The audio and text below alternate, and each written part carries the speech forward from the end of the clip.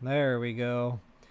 Okay, but now it's only me, so give me a second. I got this far. I can do it! Hi, by the way, this is what I look like. Kind of curious to know if you guys think the face matches the voice.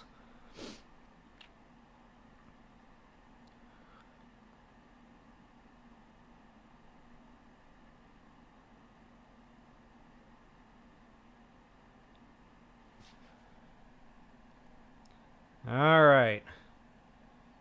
Now we're cooking with grease. Now I have absolutely no idea where I should put this so it's not in the way of the gameplay.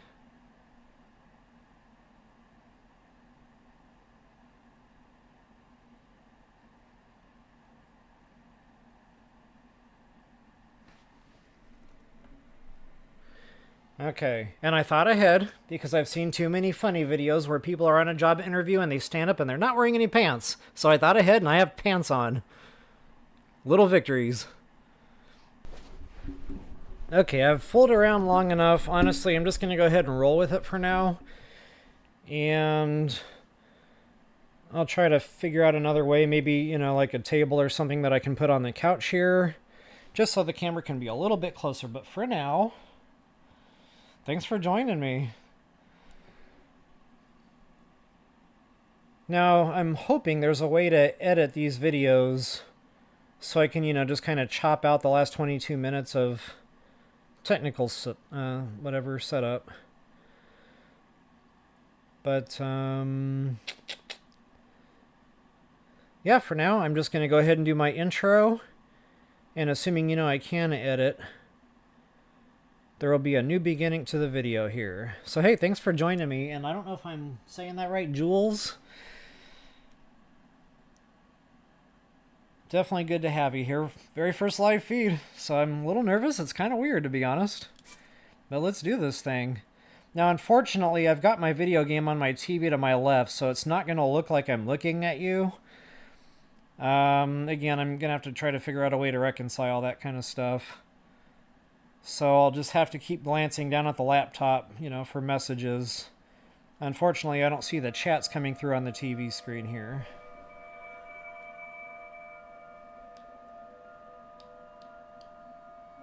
Definitely need to get the volume adjusted. Unfortunately, the way I record, I cannot hear myself, or the game for that matter, unless I've got the speakers on in the living room. Unfortunately, that causes an echo for you guys.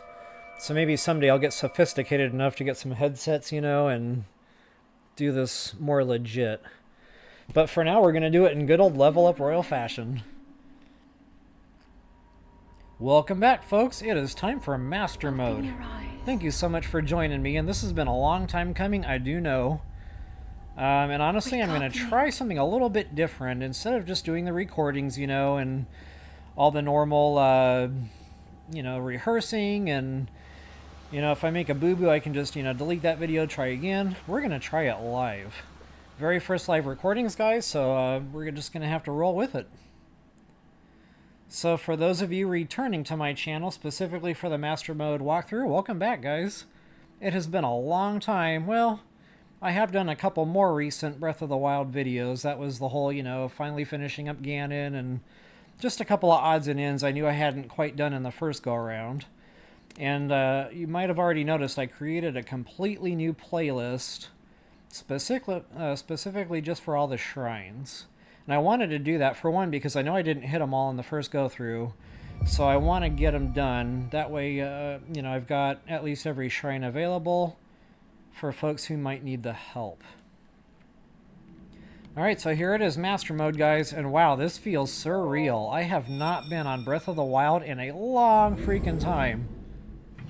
So this actually feels really good to be, you know, like I'm back home or something. Is a Sheikah kind of a weird feeling. Take it. It will help guide you after your long slumber. Don't get me wrong, Tears of the Kingdom is great. I love playing the game. I'm into it. It's just not quite Breath of the Wild. This game really When it came out, it was just, there was nothing else like it. It was, you know, immersive. It pulled you right in. It felt good to be in the world. Tears of the Kingdom was just kind of like more of the same, so it didn't quite have that wow factor that Breath of the Wild did. And now that I'm replaying the game and I hear all the dialogue stuff going on and just the sound effects in general, yeah, it's pretty awesome. So just like my very first playthrough, go ahead and get your chests, get suited up for a little bit of armor rating there. Hold the Sheikah slate up to the Now, pedestal. you might be wondering, how do I play That will show you the way. Master Mode as compared to just regular, you know, Breath of the Wild? And, you know, this is actually something I've been chatting with a lot of you in comments about here quite a bit, especially recently. And the thing is, I really like the variation. So, you know, kind of getting back to where I was going with the whole Tears of the Kingdom thing. This feels like more of a new game to me than Tears of the Kingdom. Tears of the Kingdom kind of felt like a DLC, I guess. Whereas Master Mode, it really kind of feels like a different game. Main reason is strategy. So in Breath of the Wild, I just kind of went on a killing spree, you know, right off the Great Plateau. Actually, while I was still on it, for that matter. Just kill, kill, kill. And I was in a big rush, you know, to get certain things done, like getting out to the rainforest before Blood Moon. That must shine upon Hyrule once again. Killing just everything I could get my hands on, you know, to progress those enemies quickly. Tears of the Kingdom, you don't have to do that. The enemy progression kind of takes care of itself. It's pretty rapid, and I was happy with that about Tears of the Kingdom. I didn't feel like I had to grind for it. And in case you're new to the game, if you're wondering why silver enemies is such a big deal, guys, that's the everything. Everything is linked to silver enemies. Wow, where do I even start? My brain is kind of like popping right now. Yeah, I wish. Kills Lionel on one hit. Well, I'm not quite that good yet. I don't know if I'll ever get that good. The Lionel is actually doable. You might not have seen me mount in my very first playthrough of Breath of the Wild, and that was because I found a better way. I didn't like the mount. Yeah, you know, it didn't damage the weapon, which was nice. But it was tough to kill him that way.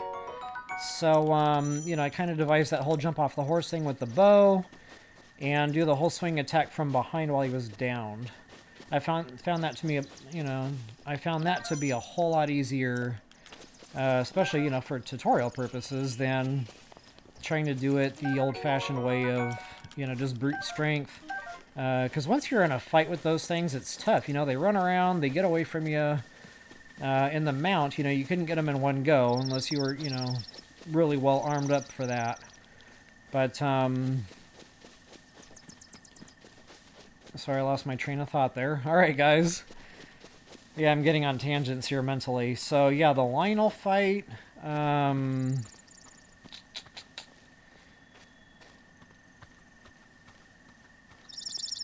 Here on the isolated plateau in Master Mode, it's a white-maned Lionel, so it's not, you know, a red Lionel or a blue Lionel for that matter. It's a tough one. So, in order to actually get that thing down, you'd have to mount, over and over again, just keep going at it. Yeah, so, it's just not for me. So I guess what I'm getting at here is, you know, you gotta kind of play to your play style. If you're real good and you're Johnny on the spot and you know you can get every mount and you can keep headshotting that Lionel, you know, go for it. It's just not for me. You know, kind of getting back to the differences in the modes here. When I first played the game, again, I was going after everything, killing everything. Red Bobkins, just whatever I could get my hands on. Reason being was that KO credit. And guys, that is absolutely a thing. It's a hidden stat.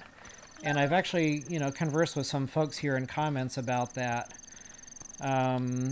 You know, folks saying no other gamers are talking about this. And guys, thank you so much for saying that in comments, because that really helped me to feel like I made a contribution to the gaming community here. And it is absolutely a thing.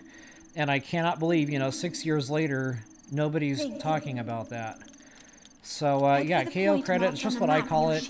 KO is like knockout or kill credit.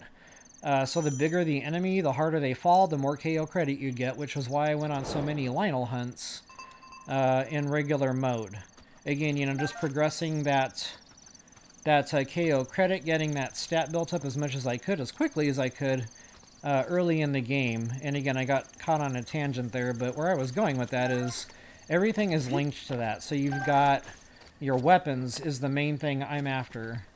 You know, as soon as you start getting that KO credit built up, you'll start seeing the Bobkins progress. So any kind of leveling enemy. Some are fixed, you know, some will be, for example, a red Bobkin the entire game. That's all that there's going to be, that's all you're going to see, just, you know, he's going to be that way the whole game. But most of them are going to be leveling. So, you know, as I start getting that KO credit going, as I start building up that hidden stat, those leveling Bobkins will start turning blue. Then, you know, as I continue building up that stat, they'll turn into black. And from there, it'll be silver. And then the next one will be, I think, Lizzle. And then after that, it's Moblin. And then, of course, the cream of the crop is once I get silver Lionels, I am good to go. Now, in Tears of the Kingdom, I mentioned, you know, you don't really have to grind for that. It takes care of itself. And folks, exactly the same type of party here in Master Mode. It's going to take care of itself. So I don't really need to go out on, you know, a ton of big hunts right away. I don't necessarily have to go out and just start killing a bunch of stuff right away. So that being said, guys, my strategy for Master Mode versus regular mode, especially here on the Great Plateau, live and let live is going to be my policy. So, you know, kind of getting back to that Lionel, and I could probably try to kill him, but it's extraordinarily difficult. In fact, I think it was Brad6363 or 6360. I'm bad with names and numbers. You all know this by now. Kind of mentioned that there was somebody else who did a Master Mode walkthrough, and they were able to successfully kill that Lionel, but it was mounting and headshotting. You know, rinse, lather, repeat. So yeah, it's just not for me. You know, it's not my play style. I'd rather just go ahead and, you know, not worry about killing a bunch of stuff right now. Again, because the game doesn't really make you have to do that anyway. So, and you know, it's more for probably the mats. You know, the monster parts. But again, you know, I'm not in a hurry to do that. So for right now, I'm just going to kind of more or less follow my original... My mind is just going with, what do they call it when you can't remember driving home from work? Autopilot? I'm just kind of on autopilot right now because I know this game well enough. That's why I'm able to just kind of talk here and not have to worry too much about my gameplay. So now that I've got a break in the game... And again, sorry guys, I have to keep breaking away to check for comments here.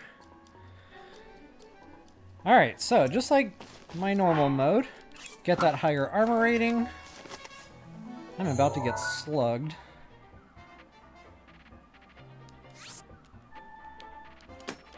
In the interest of getting a stamp down. Alright, you know what? I have a couple of tree branches. This guy is holding a sturdy stick, so I'm going to go ahead and kill him. Now, guys, I didn't really do a whole lot of perfect dodging, because I didn't like it. It was difficult to hit. I found the timing wasn't easy, and especially for the purposes of a walkthrough, I really didn't want to use that as my go-to method. Here in Master Mode, you don't really have to have it. So... And I don't know, you're not going to see me use perfect dodging a lot, but I will use it when I'm in a pickle, like, you know, multiple enemies, maybe you'll see that come out. Or maybe if I'm, you know, just trying to practice, you know, I might take it out for something along those lines. But you see that bar, I really kind of wanted to demonstrate this. So I just toasted 3 branches, which is no big deal, you know, they're a dime a dozen. But, that meter, it recharges its health. So I'm not actually going to kill this guy, and I've probably, you know, trashed my weapon enough, so I'm going to stop it. But notice it kind of, you know, recharges its health, and then it knocks it off. So, you know, it can be real upsetting, and that's the one thing about Master Mode that makes this so different, especially where strategy is concerned. is that that regen that the enemies have. You know, Bobkins aren't a big deal, but wow, when you start really, you know, getting into the tougher enemies, that really starts getting upsetting. So just like in my regular mode walkthrough, guys, you're going to see me using ice like it's free. The difference is, in regular mode, when I froze enemies, a big part of that was trying to get a good head start on the damage, if not, you know, one-hit them. This mode, it's a little bit different, so I don't need, you know, big strong bows for that. Just to get them on ice, you're going to see me use like a Bokobo, because honestly, it doesn't matter. You're going to freeze 5 enemies, and then all their health is going to be regen before you can even kill the first one. So that's why I'm going to use, you know, just trash burner bows for getting everything on ice. I will whip out, you know, good strong bows for other purposes. But just, whoops, for freezing, I will tend to just kind of use burner bows. Alright guys, so getting back to kind of like walkthrough stuff here. So you see I'm hitting up all these decayed guardians. Might as well get a head start on these parts. You're going to need tons of them. Whoops. Stuck on something there. Not sure what it was. I'm about to die! Alright. I'm going to get myself a little bit safer. Get back to my farming here. Oh, this guy's just not going to leave me alone long enough, is he? Okay, you know what? I'll come back to this.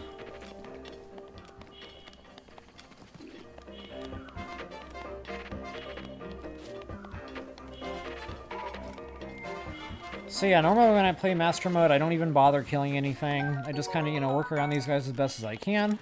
I'm normally paying a little bit better attention, so I'm not taking all this damage. But, you know, they're usually outrunnable. That's probably just a sticky spot that I'm going to avoid for the moment. Alright guys, good thing about Master Mode is all the goodies are still here, right where they used to be. So there is a soldier's weapon up top side here I'm going to go for in just a moment. For right now, I'm going to sneak in here, grab my bow. Now there are some arrows in one of these pots, but again, I don't want to be taking a bunch of damage here. I'm down to 1 heart. Ooh, I'm lower than that. I need to heal.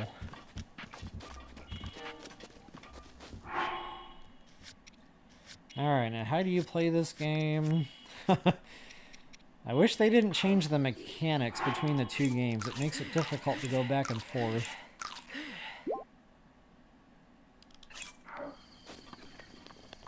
Alright. Pretty much blew through all my heals already.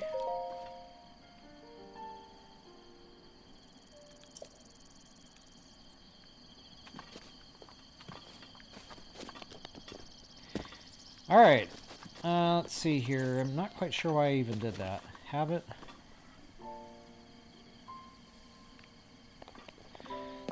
For right now, I am going to get up there and get that weapon.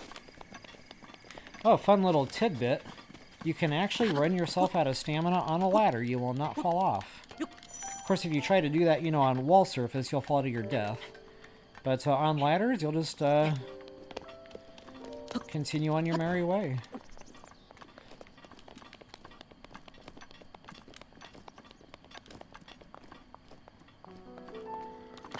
So let's see, if I'm reading this thing right, I've got 3 folks watching. I wonder who the other 2 are. Don't be shy, you guys can say hi in comments. I'll answer you, just might not be super fast. I keep having to, you know, go back and forth with my eyesight here. But there it is, guys. Soldier's bow, booyah.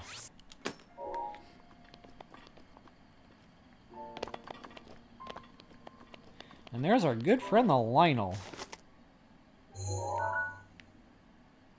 You know, the advantage to, you know, going through the pain of trying to kill him, like I said earlier, via, you know, mount and headshots, is... I am not where the ladder is you get to walk off the Great Plateau with a savage Lionel bow. And, of course, whatever else he's carrying, sword or whatever. But yeah, that would be nice to have, I'm not gonna lie. Just, not quite nice enough. It's coming, guys. Like, it doesn't take too long to get there. I'm going to go straight for the rainforest, just like before. We're going to get our hands on royal weapons. We're going to get our hands on hardy durians, the whole 9 yards. Alright, so for now, I guess I'm just going to go ahead and proceed on with story questline here. And you probably noticed I took the time to walk around painfully slowly there in the very beginning. I wasn't talking about it, but I was doing it. And that was so I could get those beetles. The rugged rhino beetle for my attack power.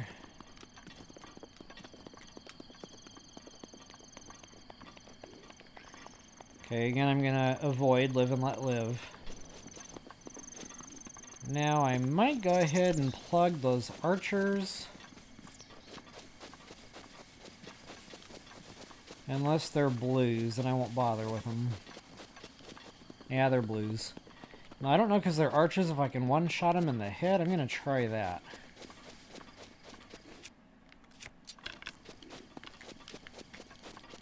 I'm pretty sure they will one-hit me if they connect. So I'm definitely going to pay a little bit of attention here.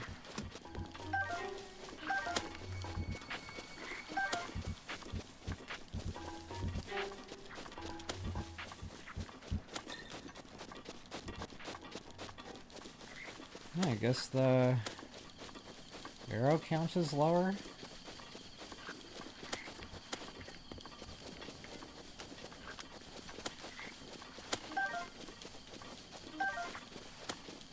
Huh. Yeah, seems like I used to get more arrows in this. Guess I'm just missing them.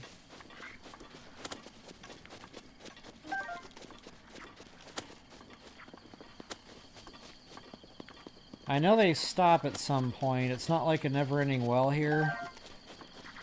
They'll be collectible up to a certain point, and I think I just hit that point. Yep. Yep, okay. Last call for alcohol.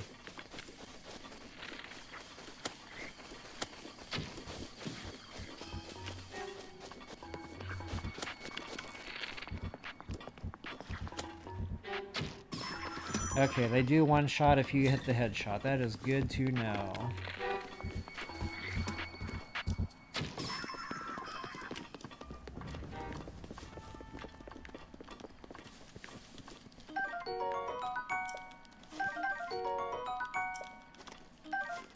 Alright, so getting back to the whole Bokobo, I definitely stock a couple of these again just when I'm out for combat and I need to get things put on ice. The bad thing is they break quick, so it's kind of a waste of an inventory spot.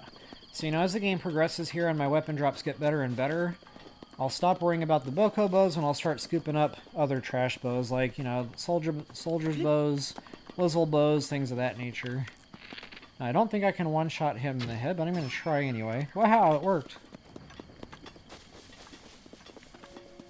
I like killing him for the shield.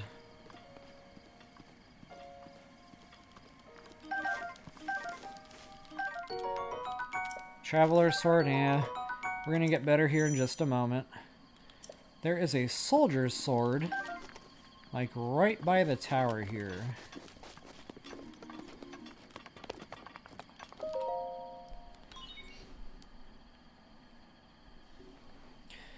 Alright, so let me know how it's going. Do you guys like having my image in the thing? Or is that just kind of throwing you off? This is an experiment, so I am definitely open to feedback.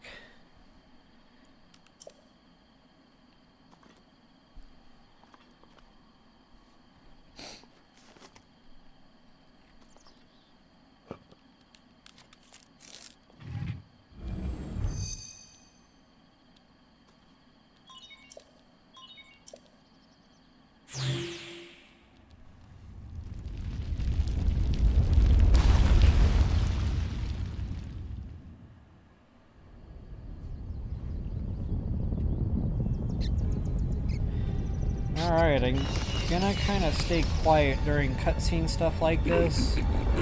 This way, you know, if I decide to edit this stuff out later on, if I even can, it'll kind of speed the video up a little bit. Honestly, this is probably my favorite music of the whole game. I remember once I restarted my game just so I could hear this music again. I guess I should have just recorded it. But I remember that first playthrough, you know, I played this game blind, guys. I didn't watch any videos. I didn't read anything online. I didn't do any kind of anything. I just wanted it to be fresh. I wanted it to be a surprise. I played all the Zelda games all the way, you know, up from high school. I started with the old school NES, Legend of Zelda, and I was immediately drawn in. And I've definitely kept up over the years with all the Zelda games. There was one I didn't play, Majora's Mask. I had trouble with that one. I couldn't get past, like, one of the very first deals, and I just kind of gave up on the game. But, yeah, besides that one, I pretty much played them all. And then there was no Zelda game for a good long while. So yeah, when Breath of the Wild came out, I wanted it to be a new experience. I wanted it to be like I didn't know anything about it. And, you know, obviously as soon as I came out of that cave, I was like, oh, mama, I'm playing this game. But then, you know, just kind of getting to the tower here and that whole thing where they're coming up all over the place, and you can tell they're different biomes. That's when I was sold. That was the moment that did it. So I guess I just kind of like... I connect the music to that awe-inspiring moment that I had on my very first playthrough. Alright, so enough babbling about that. So now that we've got our map, folks, I'll go ahead and show you where we got our first couple of goodies. That was the armor that I scooped up. And there was our soldier's bow, and I mentioned a soldier's sword. And guys, it's been a hot minute here. Yeah, it's over here somewhere. This will kind of get me close. But we're not going to grab that just yet. We're going to go ahead and follow along with the storyline here, and we're going to get over to our first shrine. And that'll get us our Magnesis. And I am going to start turning my TV volume up just a little bit. If you guys start noticing the echo from that, feel free to holler in comments here. And I'll crank it back down for you.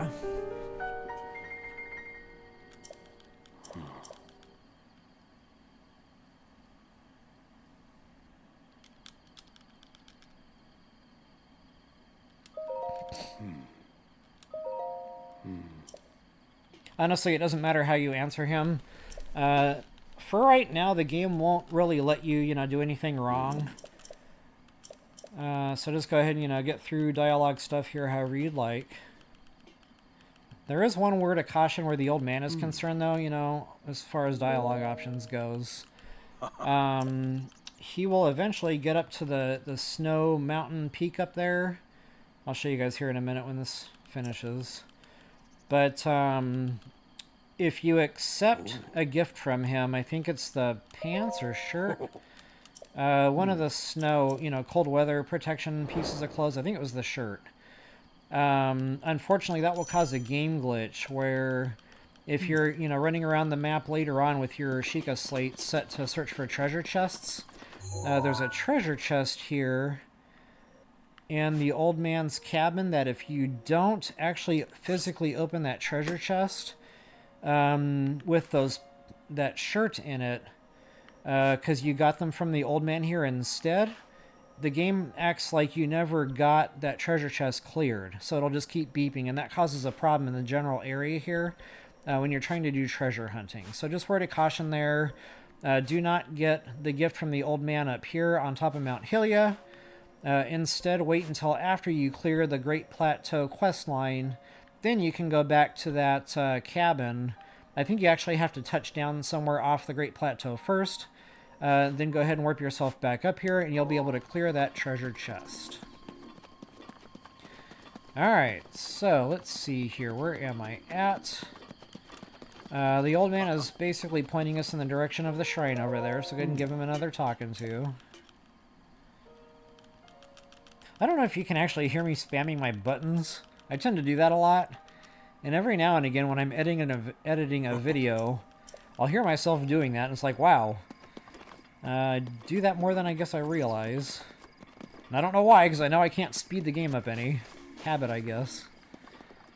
Alright guys, so for those of you who remember me from the first playthrough, I do like to get my hands on some fish. Now, I'm not going to waste all my arrows doing this. I'm just going to kind of demonstrate. You can actually go fishing this way. Or, you know, you can just get down in the water and try to scoop them up while you're swimming around. But I tend to run out of stamina doing that, and I don't always get fish, you know, so... But yeah, you can just kind of spam that collect button as you're soaring through the water there, and sometimes you'll scoop them up. Sometimes I'll see frogs out here jumping around too. Those are the... What are those called? Hot-footed frogs? Not seeing any today. Oh yeah, master mode. So we got new enemies. And honestly, I think there's a goodie over there. So one thing about master mode that's new is you're going to see these things pretty much literally anywhere on the map that there is a water. So that can be a river, a lake, a waterfall, any kind of deal where there's going to be water. You're probably going to see these balloon guys. And there's something different at every nest. You know, it's pretty nice that they spread the loot out with these things. Those are important because a lot of your early game weapons are going to be there, but also some of your rare weapons are going to be there. So, like, you might find a Lionel bow in one of these things. You might find, like, Royal Guard gear. You just never know. So, yeah, water, definitely. Not only that, but sky towers. So, let's see here. This one is around here somewhere. Oh, there he is. Now, you can't actually get there from here because you need the paraglider for that. But I think there's a soldier's or a knight's weapon in one of those chests. So that'll be after the Great Plateau is completed. So yeah, towers and water. Always look around for these guys. You never know what you might find. Not only that, they're actually kind of fun to hit. It's just a different kind of bad boy nest, and it's a lot of fun. Okay, I normally don't bother with this nest. That's going to be a traveler's sword. I just leave that put. It's a leveling weapon. So as we level up with our silver enemies, all the leveling weapons will also level up with them. So that will, you know, eventually be a soldier's sword, and then it will progress to knight's broadsword, and ultimately it's going to be a royal broadsword with some kind of, you know, attack power bonus on it, or durability, or something else I don't like, long throw. Alright, so all this babbling I'm doing, I'm not really paying to attention. Here we go with my words, guys. It happens.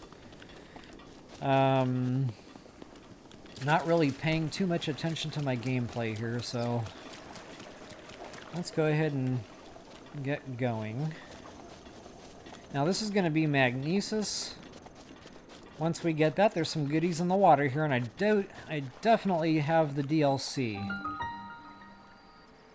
But I don't see the... Oh, that one's out of water. For some reason, I remember having to Magnesis that up and out of the water. It has been a while. Old man memory.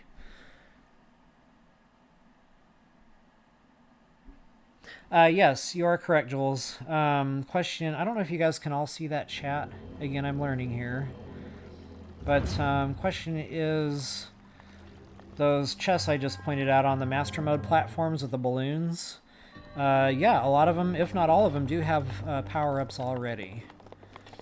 I think they're fixed, too, so, you know, you can progress the game, but I don't think those are anything leveling. I think those are all fixed. So, in the beginning of the game, you might find, say, a mighty Lionel bow.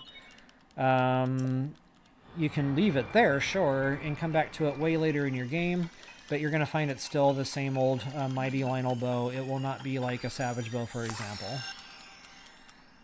I think that answered the question.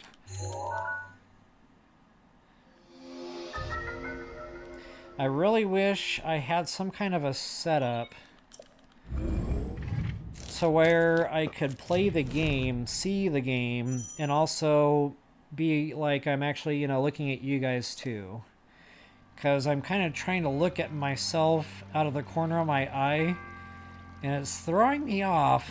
Excuse me. Seeing that I'm looking like straight ahead, but I know I'm really not. So anyway, that's why I asked the question earlier. If the whole view thing of me being in the picture is throwing it off, please let me know. I definitely don't have to do that. Alright.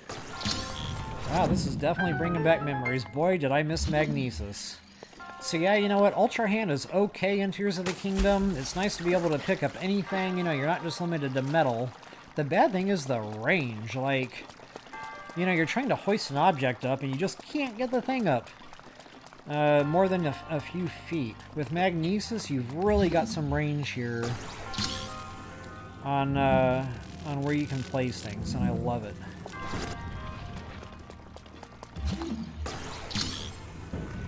Alright, so let's see how my combat skills are doing, having not played this game in so long.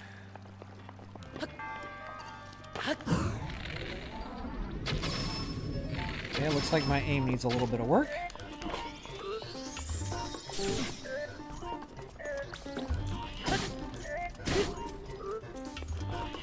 I like the two-handed swinging weapons because you know, you get that break in between attack damage and stuff. I'm trying to get them out into the water so I don't have to keep wasting the weapon. There we go. So yeah, I'm a little rusty, I'm not gonna lie, like, this is gonna be a learning curve, getting back into BOTW. Alright folks, so we're definitely going to need to Magnesis this platform to get ourselves across. Now getting back to leveling chests, this is a bow, Traveler's Bow, so this is one you can leave here, come back later in your game, and that will progress in level, so you know eventually it'll be a Soldier's Bow, and so on. So folks, I hope that helps you out with the shrine there. These beginning shrines are pretty straightforward. Now, if you're new to the game, it might be a little tricky, you know, kind of getting used to the runes. You know, kind of thinking back to my very first playthrough, that was definitely a learning curve. Getting used to the runes, you know, that was so new to any Zelda game that came before it. So yeah, I probably had a little bit of trouble with the shrines that first go around. But in time, I learned it, you know, and I got used to it, and I rather liked having them.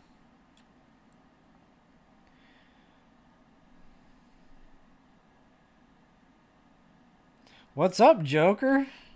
Yeah, I got your text, man, but I was already in the middle of this whole thing. Sorry about that, brother. You know me, man. I am not tech savvy at all.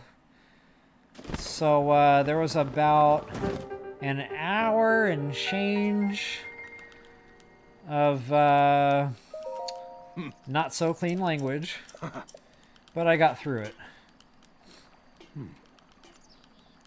The one thing I'm trying to figure out is how does my image being in the video game affect watching the gameplay? Like, is it throwing people off? Or do folks enjoy having it on there? That is definitely an experiment for me here.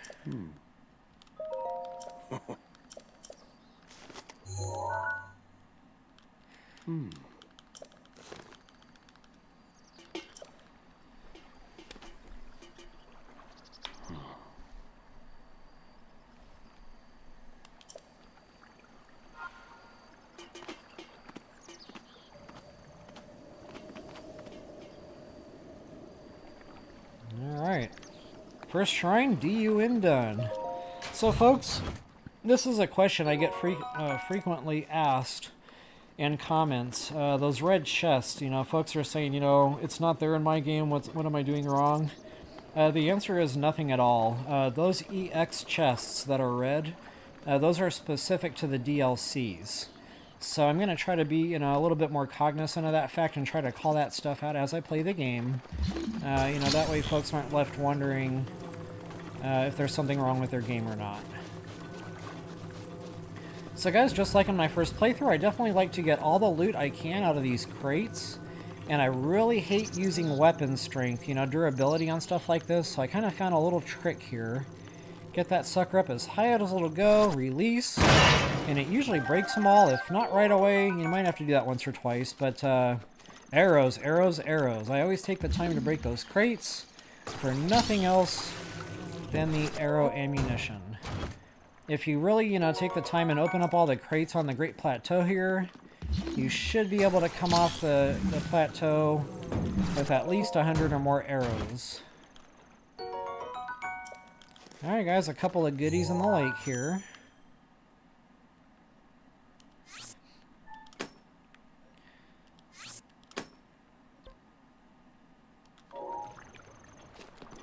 Actually, that one was not in the water.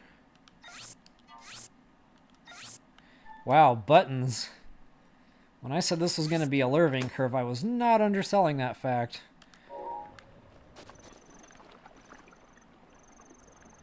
Hey, what's up, G? Yeah, you know me. Hey, that rhymes. If that becomes a rap song, I'm claiming royalty. So do you guys like my image being in the gameplay, or is it throwing y'all off? Inquiring minds want to know. Alright guys, so something that I did not do in my very first playthrough is show y'all Amiibos, and that was one of those things I meant to do, and it just kept, you know, shiny rocks. I was like, oh, I'll get to that someday, and it just never happened.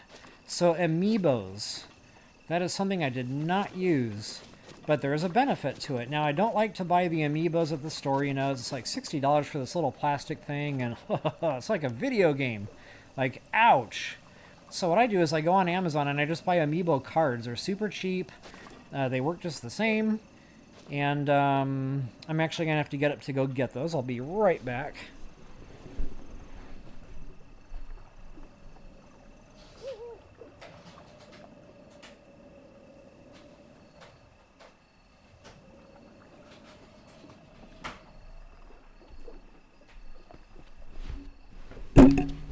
Oh, wow.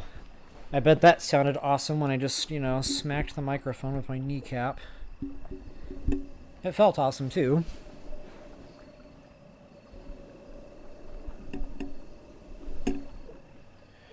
Alright, so Amiibo cards are these little... And you're not going to be able to see this good on the feed. But it's just this little doohickey. There's a little image printed on it so you know what it is. So, like, if you bought the actual Amiibo, it'd be a little, you know, plastic statue figurine of, you know, say Link. Say... Oh, I don't know, Twilight Princess Link or something. I don't know exactly what they're called. So this card, you know, is basically that. Just, oh, Fierce Deity. Now, these images are very hard to see because it's like low-quality printing. But if I can find the Fierce Deity, that's the one I really want to demonstrate because you get a bonus for that specific Amiibo card. Or Amiibo, for that matter. I'm just not going to be able to see, though, with the way these are printed, unfortunately. Let me see if my other card is a little bit more legible.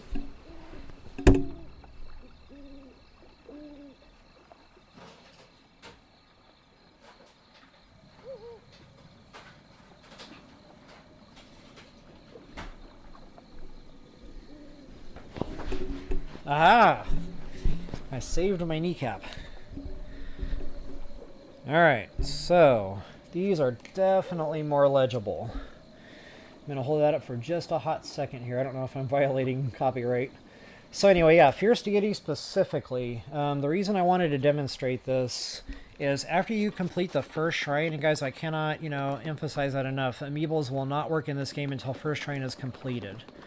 And you might actually have to go in here to Settings, Options, and you might actually have to turn Amiibos on.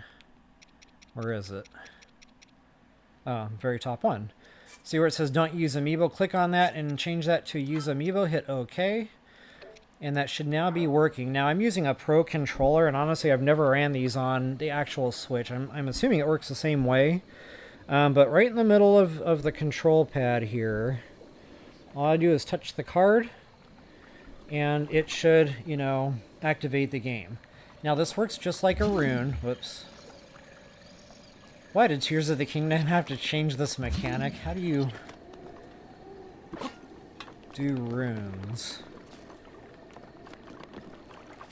Ah, okay, so yeah, it's a rune. Go ahead and change that to Amiibo. And once it's activated,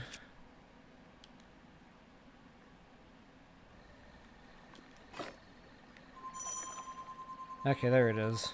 That's right. Okay, it's all coming back to me. That's right, you gotta change runes that way with up arrow, and then once you have it selected, then you have to activate it. See, Tears of the Kingdom, it's automatic. That's really throwing me off. Alright, I'm going to break from gameplay and catch up on comments here. Just one moment.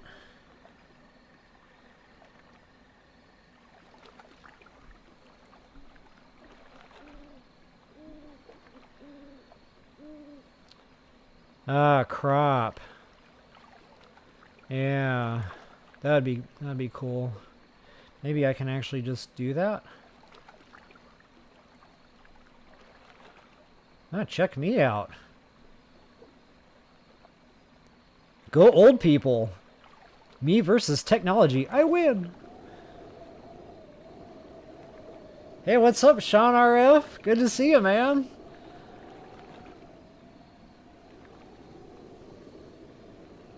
I kind of wish I could hear you guys, like, put voices to the faces, because some of you guys have your pictures on your chat accounts or whatever. Thank you, V4MPZ. God, it's real hard for me to see my laptop, folks. Bear with me here. Yeah, all right, Sean RF. I'll catch you later, man. If not, yeah, I should be on a little while, though.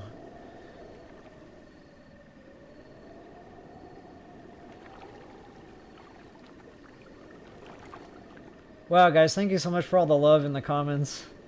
You know, it's funny, when I first posted this Breath of the Wild walkthrough, like, I didn't know it'd have the reach it did. It was just something fun to do, you know, I was recovering, and I had things figured out in the game I just couldn't find online. I was like, oh, I gotta do videos. But I never expected, you know, anything to come of it, really, so it was just really overwhelming. It was a real blessing. All the love, the support, thank y'all for sticking with, for sure. Yeah, so I don't know exactly what Discord is. I've heard of it. My daughter told me something about it once upon a time, but again, you know, technology, old people. So yeah, anyway, getting back to gameplay here. So Amiibos, folks. Let me try to get through that here real quick. So once you activate your rune, go ahead and... Maybe I can actually do this now, real time. Go ahead and... And I can't remember now exactly on my controller. It's been so long since I've done this. It's one of the joysticks.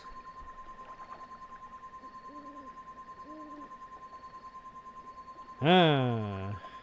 There we go. Okay, it's in the middle of my controller, so I'll do that again with the next one. And try to give you guys a better screenshot of exactly what I'm doing there. It can be a little bit tricky. That's why I'm trying to get that part on video.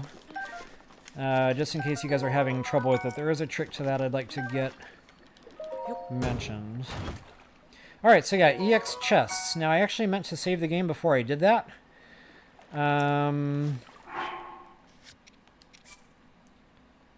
Master mode too, by the way. A big difference between that and regular mode. Less saves, guys. 1 manual, 2 auto. So now, unfortunately, I think this one is going to be after I open the chest, and I want to catch the one before I open the chest. Hopefully I didn't already burn this. I might have to do that redo that shrine. What should have happened there was I should have put down a hard save before I ran that Amiibo. But again, you know, getting ahead of myself, I'm excited. Okay, I don't see the chest, so I might have lucked out here. Reason being is you can only run the Amiibo one time per a 24-hour period, and I think that cutoff time is 11 p.m. for me here in Central, so whatever that is for everybody else. So yeah, 2 autosaves, 1 hard save, that's all you get in Master Mode.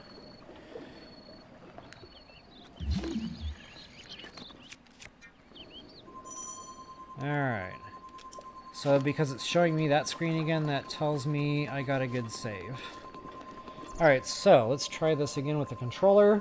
So right here is the sweet spot. So what I like to do is wherever this icon is on your card or Amiibo, you know, whatever statue thing you're using or whatever the case may be, you touch that to that sweet spot on the controller, hold it still. You know, if you're kind of waving it around and stuff, it's not going to work, usually.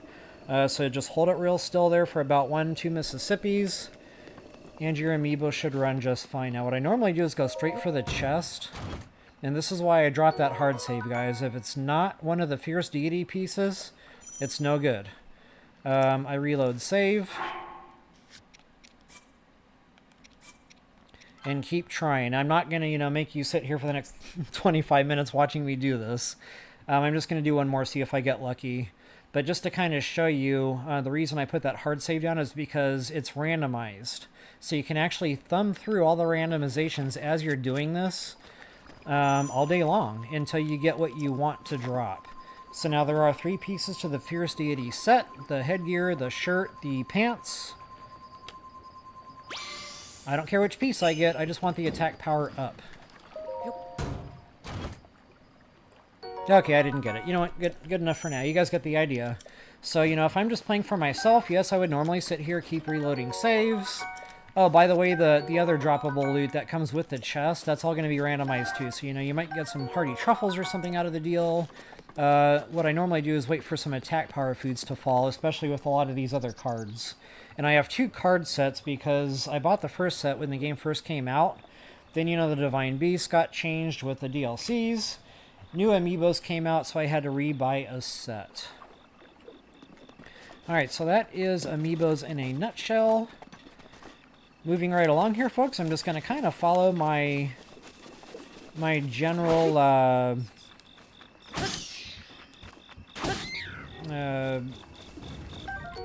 route, I guess is the right word. You know, kind of hit all the same regions and stuff in relatively the same order. But because I'm not in such a big hurry to, you know, get that KO credit built up, that's going to kind of take care of itself here in Master Mode. I'm not going to be in such a big hurry to beat Blood Moons. They're going to be here. They're going to be coming constantly. You know, not only does the enemy progression take care of itself, but those Blood Moons come pretty frequently as well. So, you know, in my regular mode, I like to get to the rainforest, get those ingredients before that Blood Moon, get the cooking done, get the royal weapons. Blood Moon comes, and then, you know, re-kill those enemies for more royal weapons, and so on. Oh yeah, I totally forgot. Wow, it has been a while. I needed my metal plank here to get that chest. Yeah, that whole rune thing, that's really going to throw me off. And you guys already know what's going to happen. When I go to do my next Tears of the Kingdom video, it's going to be a nightmare, guys. See, wrong buttons everywhere. Alright, now how do you twist this thing in this game? That is not it. Wow. I feel like I should be wearing a bib.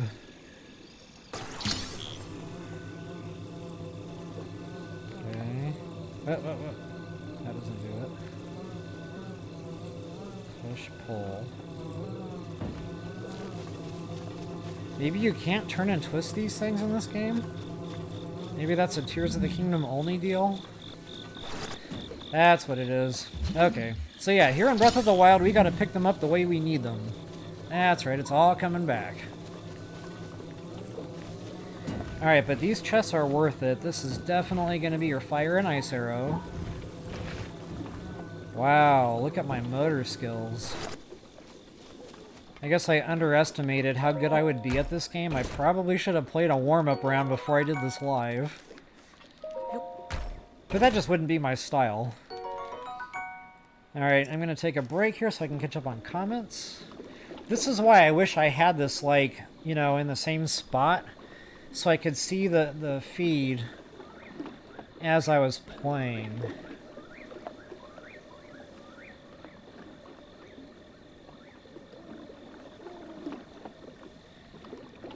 Yeah, man. You are not kidding. TWB is Team Wrong Button. For those of you that do not know, and I was totally not paying attention there and walked right into the frickin' lake. That was a great time. So yeah, TWB. That's someday I'm gonna change my handle on my Xbox to TWB, and that's like an inside joke because we all like to get together and play some Fortnite, you know. Just go do some killing. It's just a lot of fun. We know, you know, 95% of that is goofing off and screwing around. On the rare occasion we're trying to be serious, you know, I'll sit up in my upright position and try to actually play decent. But 95% of it is just screwing around. So yeah, wrong buttons, they fly. Cause and guys, I'm just gonna go on my soapbox here for just a quick moment. But why can't the guy who owns the Xbox, the guy that owns Nintendo, the guy that owns PlayStation, and whoever owns the PC world, I don't know, Sheldon Cooper, Why can't they get together and have a freaking beer and decide, okay, these are going to be the controllers, and these are going to be the way the buttons are going to be, and they can all be the same. Oh, and by the way, every game somebody has to jump. Why don't you make that the same button? Like, if you guys don't want either Trump or Biden in office, vote for Lore, because I will get the country straightened out. And if I don't, I will at least get the video game controller problem straightened out.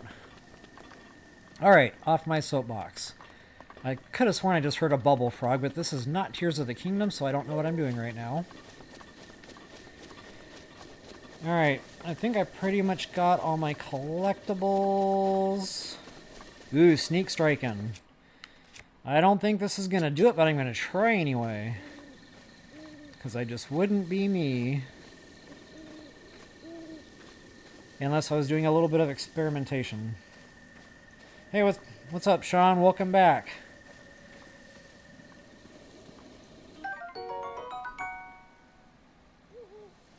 Right? That was actually the very first thing when I came on. Well, so much for the whole sneak strike demonstration. To be continued. So yeah, that was the very first thing I said when I came on live was, you know, like 1 or 2 people were on at the moment. And I said, you know, I'm kind of wondering if you guys think the voice fit the face or not.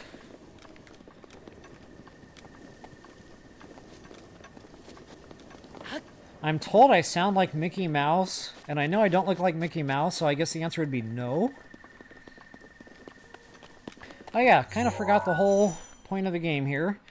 So I got my Magnesis shrine out of the way. Next on the hit list is bombs, guys, and this is where I can really start, you know, using bombs for farming purposes, like the fish, the frogs, the lizards. Bombs, bombs, bombs. You know, you don't have to worry about scaring them off. You don't have to waste arrows. It's just so much nicer to have those bombs going for you. And that soldier's broadsword I mentioned should be right around here somewhere. Oh, important safety tip. One of these guardians is going to turn itself on if you get too close. I thought it was this one. Nope. It is probably that one right there. I just scared my beetle away. Alright, so soldier's broadsword. Yeah, I don't think it's here. I think it's actually behind the ruins here somewhere. And look at that, I got a star fragment already. Of course, that sucker's off the Great Plateau, so that does us no good whatsoever.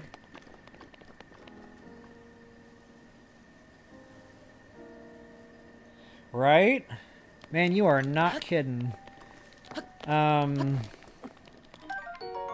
It pains me every time I can't reach for bombs to do the things. I was so muscle memory, you know, I had it down. Like, that was probably one of the biggest adjustments to Tears of the Kingdom was no bombs. I had to relearn how to pretty much do everything, a lot of farming especially. Now, of course, once you get your stealth, you know, that negates the need for a lot of that. But still, the bombs were definitely a nice thing to have. Alright, folks, so we got our Korok seed there, and I am going to go ahead and pin where that goodie was. Especially here in Master mode. You know, in regular mode... Whoops, inventory. That's not inventory. Ah, what's happening? There we go. Yeah, in regular mode, this was just kind of a nicety, you know, having the stronger weapons, but here in Master mode, that is critical.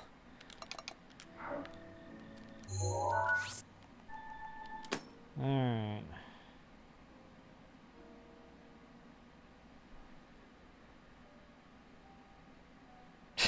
Yeah, you're not kidding.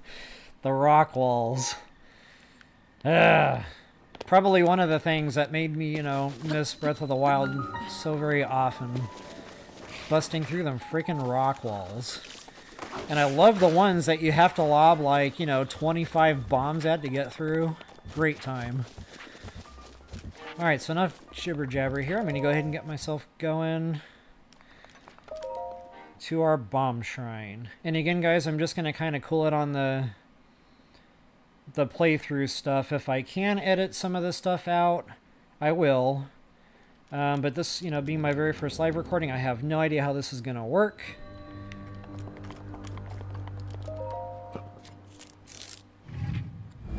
So the great thing about bombs, folks, for those of you that are new to the game, and if you are new to the game, you probably don't want to start with Master Mode.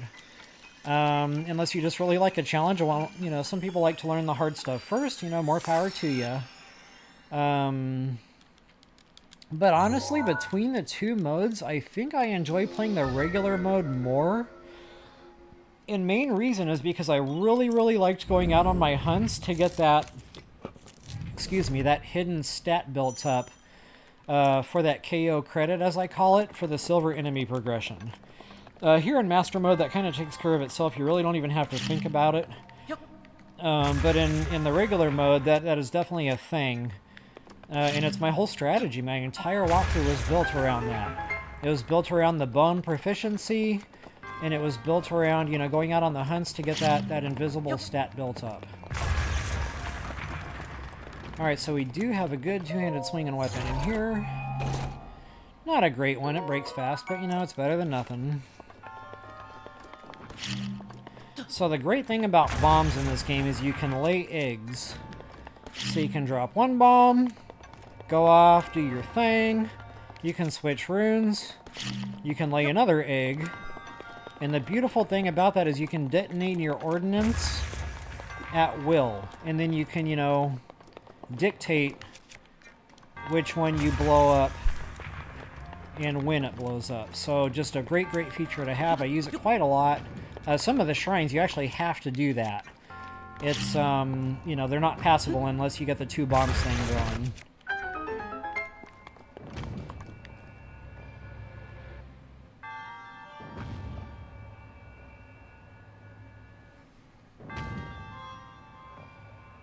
Yeah, you're right about that.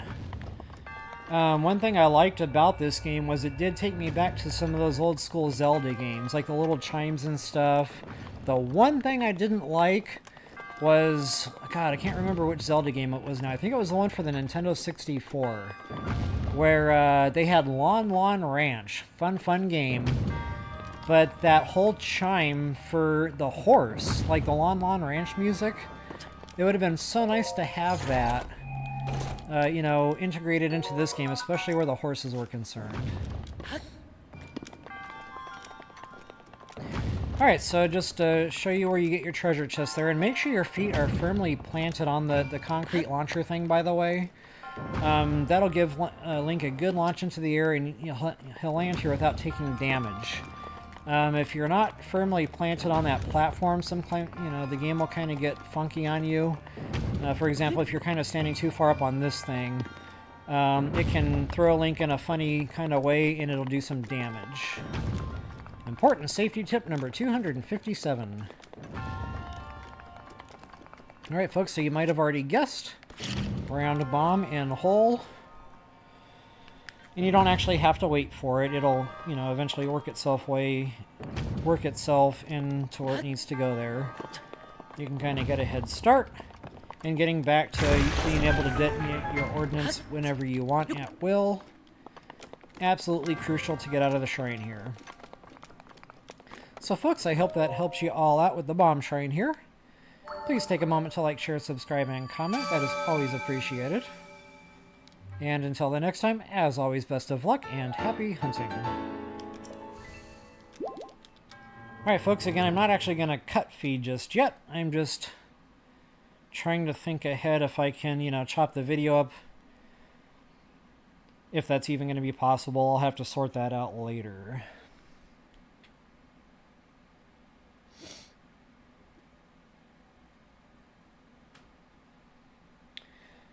Jules, I absolutely loved Twilight Princess, and hands down, it is my favorite Zelda game of all time. I played that game for years. I mean, don't get me wrong, I put some hours into BOT dubs here, but wow, that Twilight Princess, I loved it. It was everything and so much more. It was, you know, unique storyline. I liked how they brought all the extras into it. The whole, you know, side tangent of the whole Twilight Princess world. Wow, Twilight Princess was the game. That's the game I wish they would remake into like a modern gaming engine, make it open world, you know, to where it would kind of be the same game, but the whole map would be explorable, not just a corridor style map. Twilight Princess in a modern engine would just... I'd kind of have to tell my friends and family, you know, you're not going to hear from me for a month and a half, and that's okay.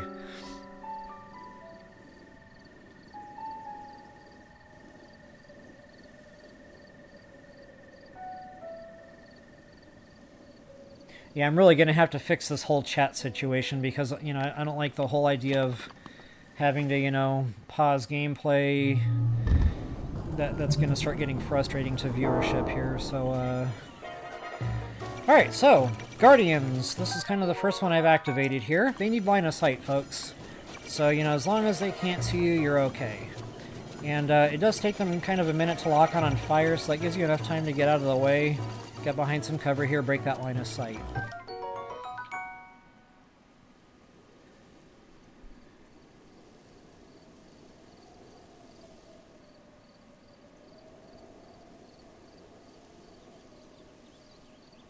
Yeah, good point, Sean RF. Good point. I actually never really thought about that, but yeah.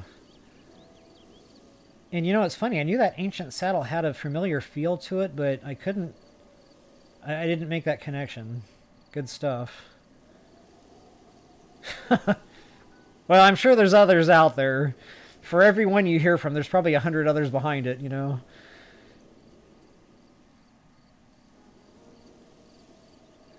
Alright, getting back to gameplay here. So the ones that turn themselves on, you can't farm like I'm doing now. You know, you have to kill them to get the monster parts. So I just kind of like to get to the decayed ones just to get the free monster parts while I can.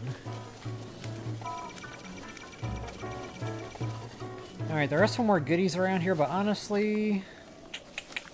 I'm just going to kind of go ahead and get the shrines done, get the runes out of the way. And since I'm not going to go on a big killing spree here on the Plateau, I'm just going to kind of get it done, you know, get off the Great Plateau, get our Paraglider, and really just start kind of getting to work on the armament. I'm going to make a beeline straight for the rainforest, just like in the first playthrough, guys. Because I do have the DLC. I'm going to go straight for that Fan and Ganon armor. Gammon armor. My words. So I can get that bone attack up going. Once we get that, our good friend the Lionel here is as good as dead. Get Savage Lionel Bow, and you know, normally in the regular game, I like to go to Rito Village first, you know, get the whole Divine Beast out of the way, get my triple shot, what do they call that? The Great Eagle Bow. Get my Great Eagle Bow so I can, you know, go kill my first Lionel. Do a lot of headshot damage in the air. But here in Master Mode, I'm actually going to go get a Lionel Bow without having to deal with all that first.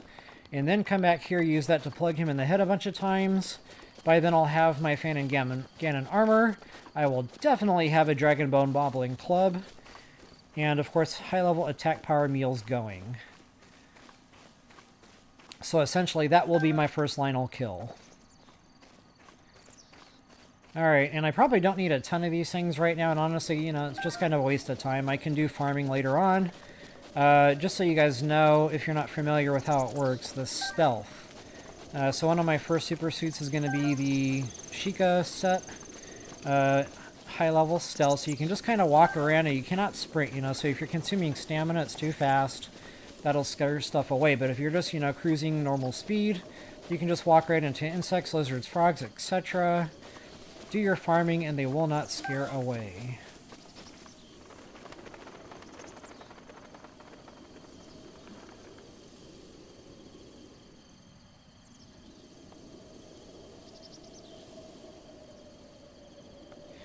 Yeah, you know, that whole thing about Twilight Princess, it was appreciated on my, you know, first, maybe second playthrough, because, you know, you learn in the game, it was helpful. But, you know, beyond that, it definitely got annoying not being able to skip a lot of that. But, you know, it wasn't so annoying. I didn't want to play the game. It was just one of those things that it would have been nice to be able to skip a lot of that. Alright, now one thing I totally spaced on is there is a treasure chest hiding out here for the taking. I might need to consort with my map. Make sure I'm going the right way. Yeah, something doesn't feel right. It might be behind me. It's in one of these little concrete alcoves. There it is, right there. Okay, nothing fabulous, just bomb arrows. Now, I don't normally like to use the bomb arrows in this game for combat. It tends to burn a lot of things up, you know, things catch on fire. Dragon Bone Moblin Clubs for one. Not only that, a lot of the loose loot that's laying around, a lot of that can catch on fire too. So I really use the bomb arrows more or less for Korok seeds, especially the ones that have the balloons, the multiple balloons that you have to pop. A lot of the times you can just lob one bomb arrow and hit all the balloons at once. So I do collect the bomb arrows, but I don't worry about stocking a ton of them. Alright folks, so once again the old man. I just kind of avoid him for now. There's no real urgency to dealing with him at the moment. There is a recipe he teaches you. It's, but again, this is linked to the pants deal that I told you about earlier on. So, you know, try to avoid the shiny rocks if you can. It's better to just go ahead and finish the Great Plateau. Come back here after you've, you know, made touchdown in the Kingdom of Hyrule. And then there will be a chest that spawns in here. Make sure you open that chest manually, and that'll clear any future game glitch from your treasure hunting endeavors. Alright, there are some loose lootables in here. And guys, there's quite a lot, like, right here in this little spot. You know, stamina. You're going to be going through some stamina. And before I start making the climb up the Great Wall of China here, I'm definitely going to be cooking some stamina meals. Not necessarily for that climb. You can make the climb without the stamina. But more or less that's going to be for horse hunting and just other odds and ends needs, you know, paragliding, climbing, etc. Lots of cooking to do. Oh, that's another benefit to those Amiibos too, is lots of just random cooking ingredients. So I mentioned earlier you might get other things, you know, attack power up, etc. But the stamina definitely comes in handy, especially when it starts dropping things like, you know, Staminoka Bass, which we actually can't farm right now. They don't spawn here just yet. Okay, I feel like I'm missing a mushroom or two, but honestly I'm not worried about every little item. I'm more or less worried about the overarching Master Mode strategy here.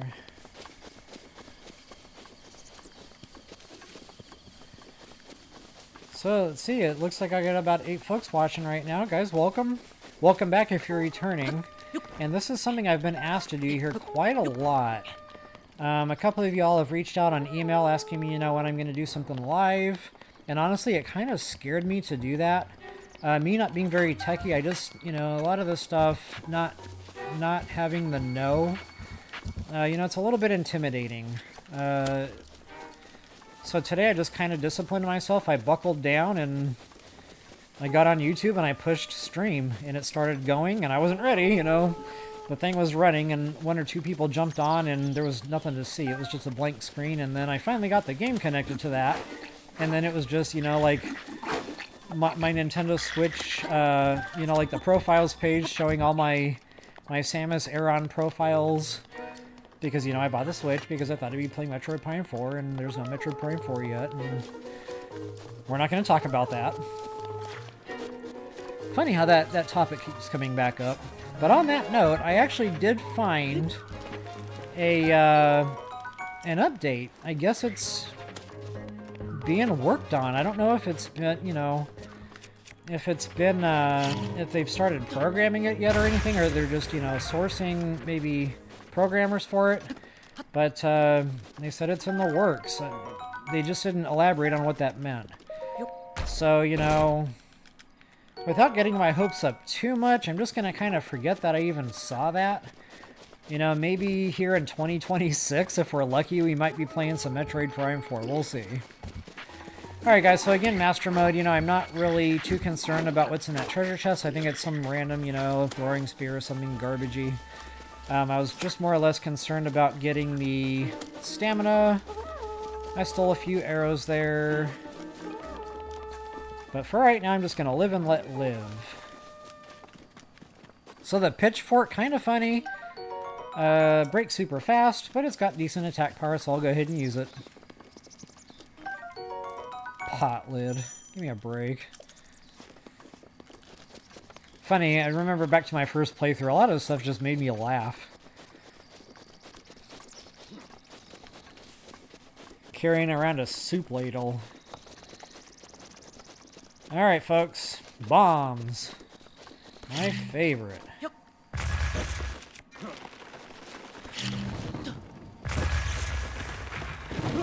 Apparently, I need to, brush up on my...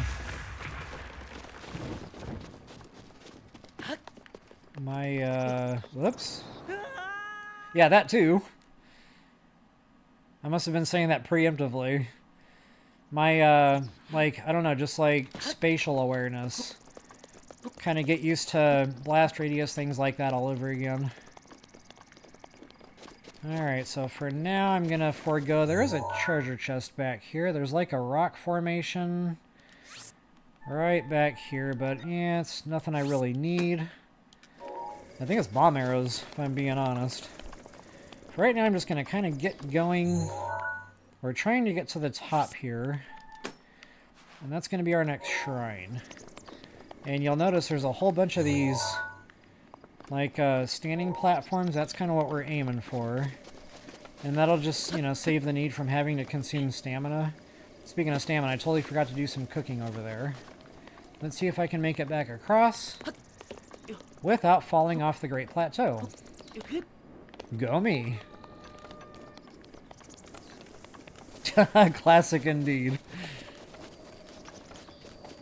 You know, it's so funny, not knowing anything about, you know, recording or doing all that stuff. When I first did my Breath of the Wild uploads, I just, you know, pushed record and let it fly. Whatever happened, happened. And then, you know, I did Tears of the Kingdom, and I learned the power of editing. And then I was like, oh, cool, I can hide all this stupid stuff I do. But I gotta tell you guys, one night I was up late doing some video editing. I was really excited about putting a video out. And I came across one of those just silly things that I do, you know, not paying attention. Walked right into something stupid, or, you know, I don't even know what I did. But anyway, I started laughing. I had to just, like, sit back and finish laughing. Whatever thought process I had going about, you know, whatever video editing project I was working on was out the window. Whoops. See, there I go, not paying attention to what I'm doing. That mushroom tasted delicious, by the way. So yeah, anyway, I just started laughing. I was like, you know, it's a shame I'm deleting all this. You know, for one thing, I'm trying to make the videos more, you know, for brevity. Because, you know, nobody wants to watch a 45-minute video to find the one treasure chest they needed. They want to be able to find that stuff, you know, quick. Otherwise, they lose interest, you know, go find another video. So, anyway, long story short, that's when the idea dawned on me. I was like, oh my god, I could start making blooper reels. And that's, you know, this way I can still show it. But at the same time, folks get, you know, that quicker video for if they need the help. But yeah, I gotta tell you, sometimes I'm editing stuff and I'll catch myself doing something, and I don't even remember doing it half the time. I'm like, wow, I did that. That's awesome stuff. Alrighty here. So you guys have probably noticed I'm cooking a ton of stamina, and guys, I want the power of choice. So here in my inventory, you're gonna notice, A, I'm pushing wrong buttons all the time, but B, I want power of choice. So, you know, I don't want to burn all my ingredients just, you know, cooking stuff willy-nilly, because, you know, you're limited. You've only got X number of stuff. So I like to have power of choice going into the cooks. This way, you know, if I'm almost there, say I'm climbing a giant cliff and I'm almost there, you know, if all I have is these, then I'm basically wasting 3 of my mushrooms just to finish that climb when that would have done the job. So again, guys, power of choice. You know, I'll use the heavier duty stuff for, you know, the need when it's there. Usually when I'm flying or doing bow and arrow in the air, but more specifically horse catching, where that's going to come into play. And then I'll use this other little nitnoid stuff, you know, just to finish the climbs. Or, you know, if I'm trying to paraglide somewhere and I'm almost there, that's a great time to eat a little sliver. Alright, so for now, cooking is kind of limited. I am going to do a couple of temperature control. And again, guys, power of choice. And we're going to be getting more of these ingredients as we go. For now, I'll just kind of, you know, show you some quickies. And you can also make elixirs. Now, I'm not going to do the attack power because I don't have any attack power ingredients. Unless I get lucky with a, you know, a bonus on one of these meals, that's just going to be a low level. It's really kind of a waste of the beetle at this point.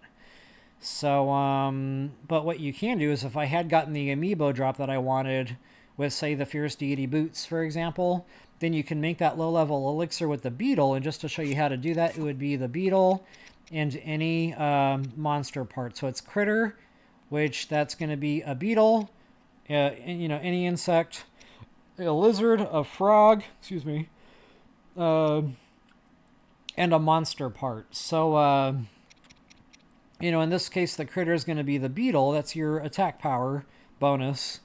And then the monster part can be any old, you know, eyeball, wing, tooth, horn. And guys, the quality of the monster part does matter, but not for the quality of the food. It's going to go toward time. So, like, that's the bottom of the barrel monster part right there. That's grade C. Those are a dime a dozen. If I cook the elixir with that, it's going to be a lower amount of time than, say, if I used the tooth, which is a grade B monster part, I think. Been a while. You know, it might even be a higher monster part than that to get up to B. I honestly can't remember.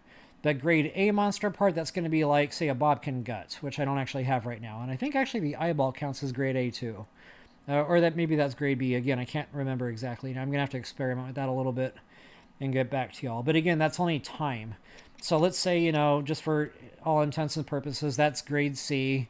Say I throw those two into the cooking pot, that's going to be about, just say, a 10-minute elixir. If I throw the grade B monster part in there, it's going to bump it a minute. It's going to be an 11-minute elixir.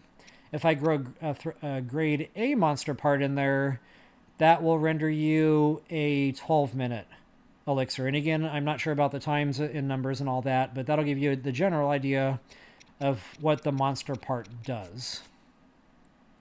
Now, to make a good grade A, or excuse me, to make a good high-level attack power elixir, I would get the elixir cooking with the critter, the beetle, the monster part, say, you know, I didn't care about the time, the horn, and then you can throw 3 food ingredients in with that. Now, I don't have the food here. This is where I would throw the mighty bananas in there.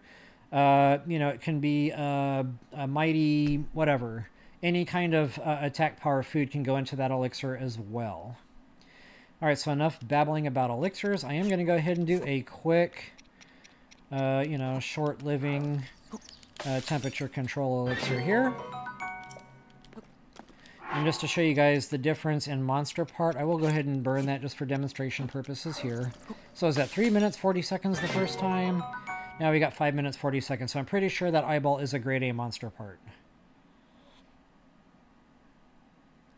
Hardy durians. Jules, you are not freaking kidding. Honest talk, my first playthrough of Tears of the Kingdom, I was like, same map, boring. But, you know, I'll try it, whatever. So anyway, I did what I always do. You know, I made a beeline over there to the rainforest, and I went to my little hardy durian / mighty banana spot. Not only were there no hardy durians, there was a gloom hands there. I died, and then I shut the game off. I cried a little. And then from there, I kind of stopped playing Tears of the Kingdom. I was like, yeah, this game isn't for me. You know, it's no bueno. Anyway, you know, after I gathered my composure, it took a couple of weeks. But, you know, I kind of picked the game back up and just figured, okay, it's a different game, you know, just give it a try. But yeah, that hardy durian saying, you know, my whole Breath of the Wild strategy revolves around getting those stamina wheels built up, you know. And in order to do that, you have to sacrifice getting the heart containers. Well, the workaround is hardy durians. In Tears of the Kingdom, that is just a no-go. Alright, let's see if I can multitask here. I'm going to try to play the game. And I'm going to try to That's not going to work. I cannot rub my head and pat my belly at the same time. Y'all know this. So, actually, let's try this. I got some time here before...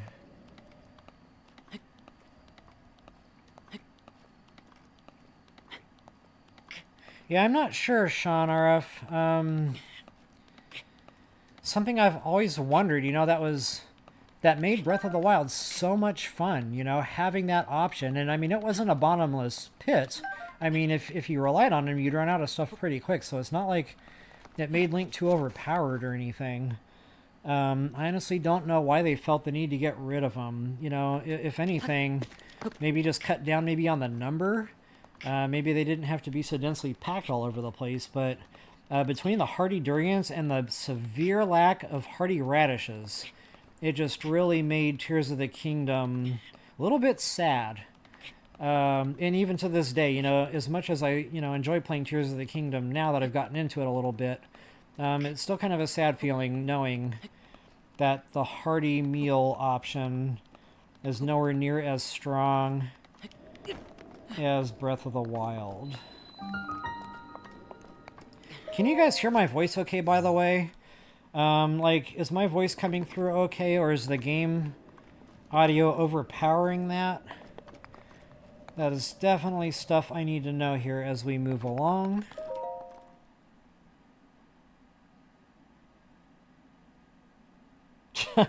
Yeah, that freaking Gloom's hands, man. I died inside. Not only that, it was scary, you know, I kind of expected there might be some different enemies in Tears of the Kingdom, but that Gloom hands, that thing, it brought back bad memories from, God, what was that, Wind Waker, where they first introduced that enemy? It's been some years now, but I think it was Wind Waker, where you go into that one dungeon, the Wind Temple, where you have to get Melody, or Melody goes in there with you, or whatever it is, and those freaking things pop up, and they have that, like, scary horror movie sound effect. That gave me nightmares. And, so yeah, brought back a lot of trauma from my childhood when I hit that spot in Tears of the Kingdom. Like they did that on purpose. Alright guys, so Stasis. You are limited, and I do recommend shutting it off when you're done with it, because it has a cooldown commensurate with how long you used it. So, you know, to turn it on, you use the rune, you activate it. But then you can turn the rune on again, reactivate it, and notice that that wheel doesn't have as much of a cooldown now, so now I can whip that back out and use it more quickly. Not to say you have to do it every time, you know, it depends on the situation, but if you're relying on it in combat, you're probably going to want to take a minute and turn it back off just to make sure, you know, you can get your hands on it again just a little bit more quickly. Alright guys, I gotta tell you, I am absolutely loving this. You don't really know how much I have missed this video game. Don't get me wrong, Tears of the Kingdom is fun, but it's not Breath of the Wild. Is that ball not... Oh. Of course, as soon as I turned the rune off, I knew that was going to happen. Alright.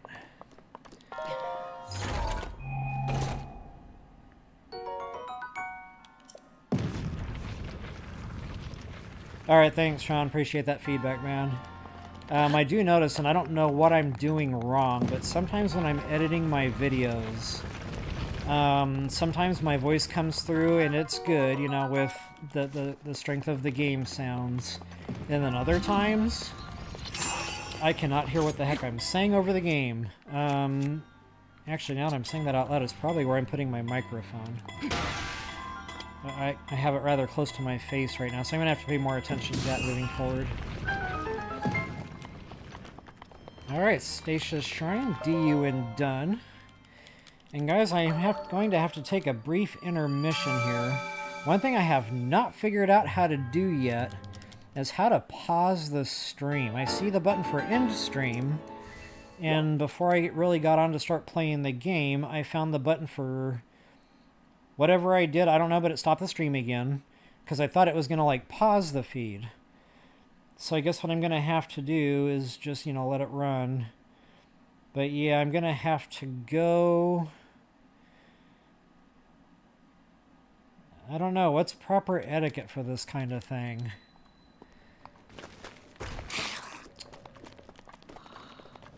I am going to need a minute to water the tulips. We'll go with that.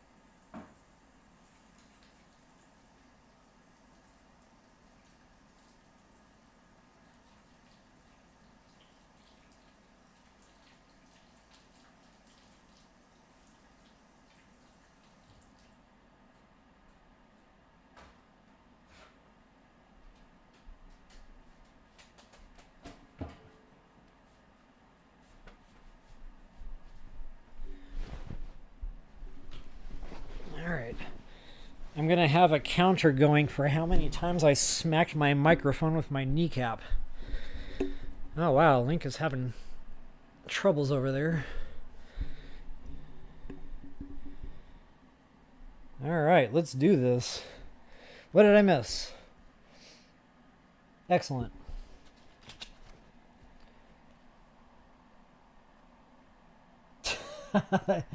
Yeah, he needed his inhaler for sure.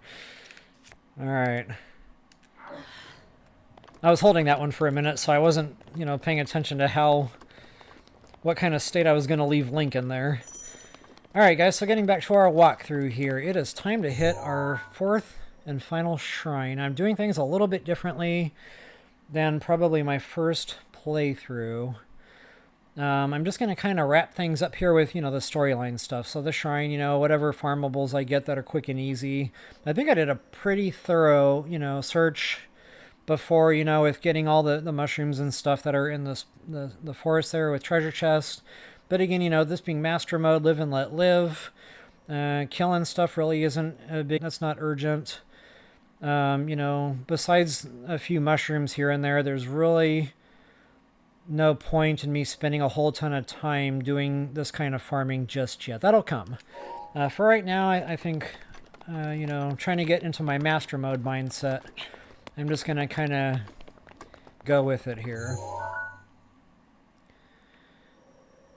Okay, now I don't remember how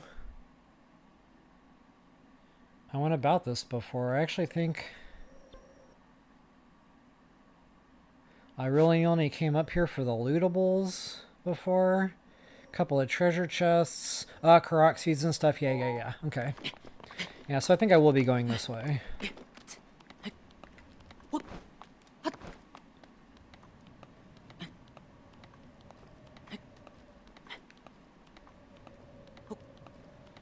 So the nice thing about climbing... Hey, look at me and my buttons. I'm getting it. A good long-lasting one here. is Link gets a surprising amount of altitude on that final jump. And there I go being me again, not paying attention to what I'm doing. Rub my head and pat my belly.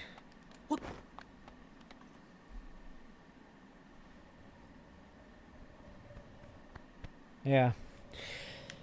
I don't even know why I thought I could do that.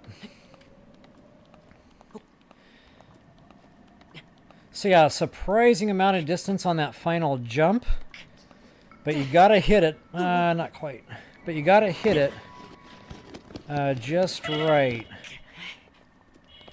I like to get that stamina almost to the point where it's all gone. I'm going to try to demonstrate that for you here if I can get right.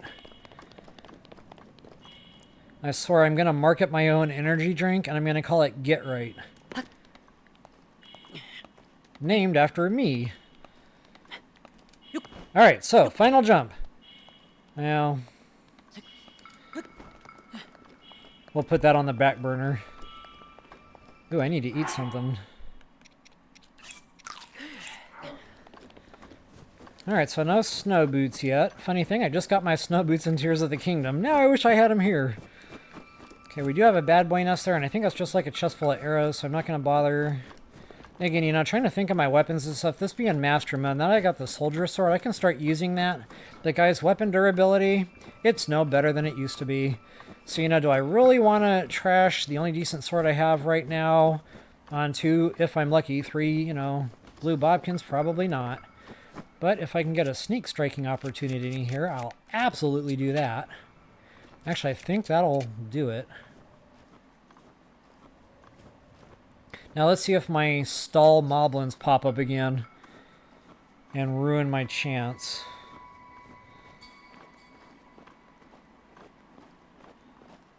Okay, I guess we're good. Okay, as soon as you see that icon, go for it. Oh, no way! Whoa, that's a blackie. Never mind. I already knew that wasn't going to work on a black. I guess I kind of forgot about that. Oh, that's right. Master Mode. Everything bumps one. I should have been talking about that since the beginning, folks. Might as well now. My mind is on it. So everything that used to be red is now blue. You will not find a red anything in Master Mode. Everything starts blue. Now, actually, there is an exception to that.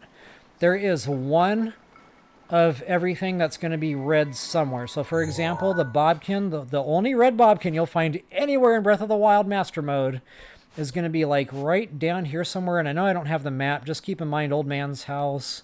There's like a gully or a canyon here. That one red Bobkin in the whole game is going to be right here. And the reason they put the one red of everything in here is for the picture, because you can't complete the condominium unless, you know, you can take a picture of it. So, you know, if they stuck true to the Master Mode mindset, everything gets a bump, you know, theoretically there would be no reds, and you wouldn't be able to complete your condominium. And what is the condominium, you might ask? That is lore for the Sheikah Slates archive of everything you've taken a picture of. So you can take a picture of weapons, enemies, you know, lootables, you name it. And you get... Wow, that still didn't sneak strike a blue. Okay, well, pitchfork sucks. I lost my train of thought. I'm really surprised that did not sneak strike that Bobkin. Like, I was not anticipating having to deal with these guys.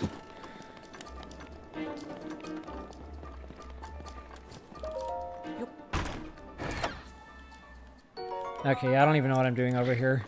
I was going to try to demonstrate a sneak strike, but that's going to have to wait.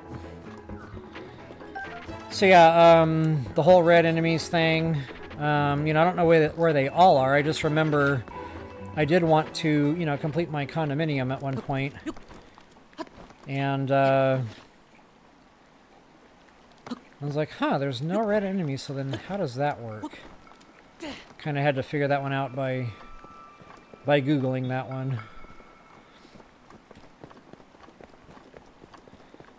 Alright, so from here, considering I'm not going to go about my normal deal, I am going to go up there because I do want the gemstone. That's our cash flow. I do kind of want to branch out this way, get my Korok seeds. Karak seeds are somewhat urgent. You know, I might not get them all 100% like I did before again. You know, I'm just going to kind of go with it and see how I feel as I go. I'm going to kind of consider brevity versus benefit.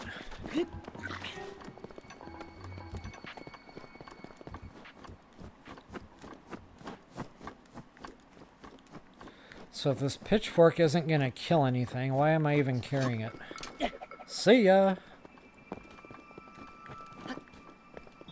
Alright, so if you walk on the snow, you're going to walk super slow. Way around that is any kind of rocky surface, even if it's not, you know, solid rocky. It can be a little bit peppered like this. That'll definitely speed up Link's mobility.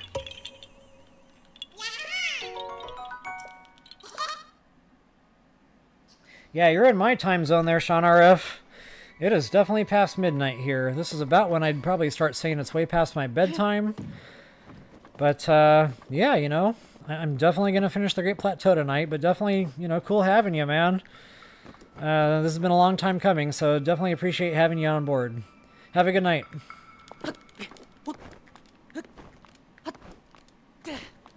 Whoops. See, there I go, not paying attention again. Wow, and I killed myself. So I killed myself before I could fall off the Great Plateau while I was falling off the Great Plateau. Terrible. The good thing is, though, you get those auto-saves. So every Karak seed, every treasure chest, you never have very far to go to kind of get back up to where you left off. So, Brad6360, I'm not sure if you're on right now, but, yeah, first death indeed. He actually just got done commenting a couple of days ago. It's so weird watching you die in TOTK. You've never died in BOTW. I did, but that was during, you know, the thousands of hours I was putting in before I ever even made a video. So by the time I got around to recording videos, you know, I was a lot more fluent in the game. Honestly, this is the first time I've picked this game up in over a year. It feels very clumsy. It kind of feels like, you know, first time back on a bicycle after you haven't ridden one since you were a kid. It's going to be a little awkward at first, but, you know, at some point I'll be riding the handlebars. Alright, so Stasis this bad boy, and you should only have to smack it a couple of times.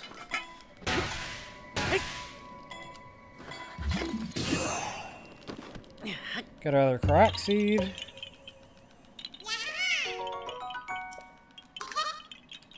Yeah, so, you know, that whole thing about, you know, not dying or whatever, all that time I was putting in to, you know, learning the game, I really wanted to figure out some of those things that were just really bothering me that I couldn't figure out. Silver Enemies was one of those, so, you know, just the constant restarts. You know, in time I just ended up getting a lot better at the game without even realizing it. You know, that's not why I kept grinding on the game by any means. It was just a pleasant sight. Wow, am I not doing something right here? That's right, I don't climb this. So yeah, it was just a pleasant side effect, you know, doing the constant restarts, trying to figure all that other stuff out. And I didn't even realize it was happening, like, because I was just so laser focused on, you know, what is causing this? What is causing that? No, that wasn't it. Freaking new game, you know? And then finally one day I got smart and I was like, hey, maybe I should put down a hard save after, you know, I finished the Great Plateau, so I don't have to, like, replay the Great Plateau every time I want to try something new in the game. So yeah, I finally, you know, got smart and did that one day. And then that really sped the process up, you know, with this experimentation. But, yeah, that whole Silver Enemies thing, that took some time. But, you know, the good thing about that was, you know, I was playing the game pretty far in to figure out what was doing it.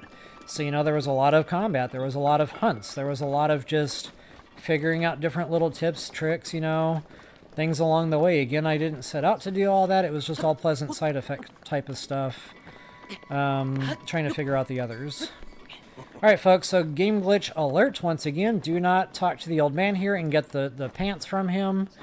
That will glitch that treasure chest out. Wrong buttons. Wrong buttons. Wrong buttons. Where's my map? That'll glitch that treasure chest out in the old man's cabin. What I'm going to do is finish up the Great Plateau here, make landfall, you know, when that's all done and set after I got my paraglider, warp back, probably fly back down from this shrine, open that treasure chest manually. What I'm really here for is a hidden gemstone. It's usually just amber, but you know what? It all sells. And this early in the game, every rupee counts. Alright, folks, moving right along here. Next Korok seed. Anytime you see these formations in the rocks, you're always going to find the missing stone in the direction it's missing from. So to complete this picture, you know, it's on this side. So, you know, generally speaking, it's not always going to be this in your face. But, you know, somewhere around here, you're going to find that missing stone. So, look at me. I almost picked that up like Ultra Hand. Whoa! Wonder how many times I'm going to do that. So, yeah, you know, just turn that yellow rune on. And that should kind of, you know, help to light up your world a little bit so you can help find those missing stones just a little bit quicker. Unfortunately, sometimes they're hidden pretty good. And even with that rune, you know, it's behind an object or something, and it's going to be kind of tough to find. Alright, folks, moving right along here. Speaking of, you know, getting all the Korok seeds, I don't believe I've missed any.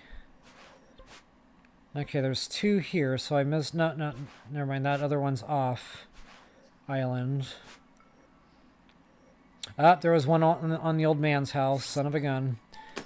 So in case you're following along, you're going to want to go on top of that roof, and you're going to want to stand like toward the front where the cooking pot is. You know, see the little like glittery leaves start to show up. You have to be pretty close to it, so it's kind of like you have to stand right smack dab in the center of the roof and just walk toward the front of the house until you see that graphic. There was also one on top of the Temple of Time here, right on top of where I got that first treasure chest. You have to climb the steeple, and that's kind of a treacherous climb early game, so you might want to wait until you have the paraglider anyway. But yeah, just climb to the top of that steeple. Same kind of deal there with those glittery leaves. There's another one out here. That one is going to be a ring of lily pads, and you'll have to jump off this little piece of land that jets out over the lake. Simply dive into the water, and assuming you aim right, you'll go through that ring. Korok will appear. There's one more around here somewheres. Maybe not. Oh, wait. Yeah, right here. I need to pin him, though. Okay, and there is one off the plateau, but again, I'll come back to that later. So yeah, you know what? I might hit the Forest of Spirits just because there's actually quite a few seeds in there. Now that I'm kind of thinking about it, it's all coming back to me. There's one there. There's a little yellow flower sitting around here somewheres. I think there's one up here, too. Maybe, maybe not. No, disregard. But there is another one down here, like under a hollowed tree stump with its roots. And like a pile of leaves you need to get out of the way. And of course I'm out of pins. So yeah, I'm probably going to do like a quick little loop-de-loop there. We'll see how it goes.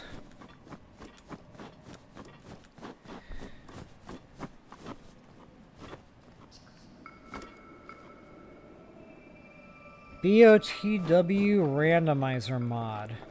Honestly, I know nothing whatsoever about any kind of mods in this game. When I was doing a little bit of work on my channel the other day, fooling around with thumbnails and stuff, I saw somebody's video come up, and I clicked on it. It looked interesting. It was Ganon, or Ganondorf, like the final fight Ganondorf in Tears of the Kingdom. That thing was fighting a silver Lionel. And I was like, whoa, how is this happening, you know? So I kind of fooled around, you know, thumbing through that video a little bit. And sure enough, this guy had some kind of a mod, excuse me, where he was able to spawn Ganondorf in right by a silver Lionel. Now, they didn't actually start fighting each other right away, which was the weird thing. What he had to do was throw a... God, what are those called? Muddle Buds at one of the 2 enemies. I think he threw it at the Lionel. And then that got him into a fist fight. It was actually pretty funny to watch. Well, I need to get into this shrine soon because I'm going to start taking temperature damage. So guys, what I like to do here with these ice blocks and BOTW, I really don't use fire arrows for much else.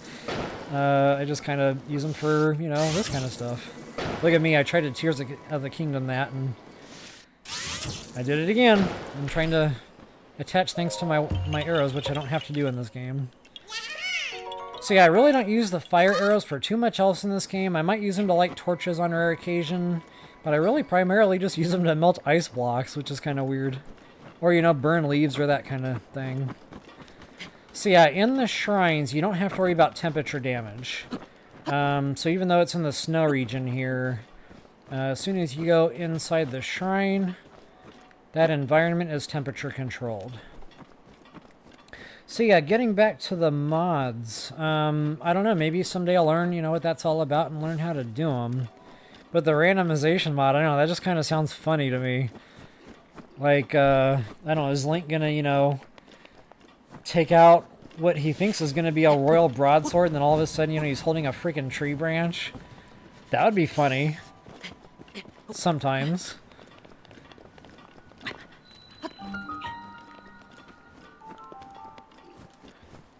Alright guys, I am getting real close to finishing up the Great Plateau here. I know this feed has been running for a minute. Now the first 25 minutes or so doesn't count, you know, I was fooling around with the technical side of things.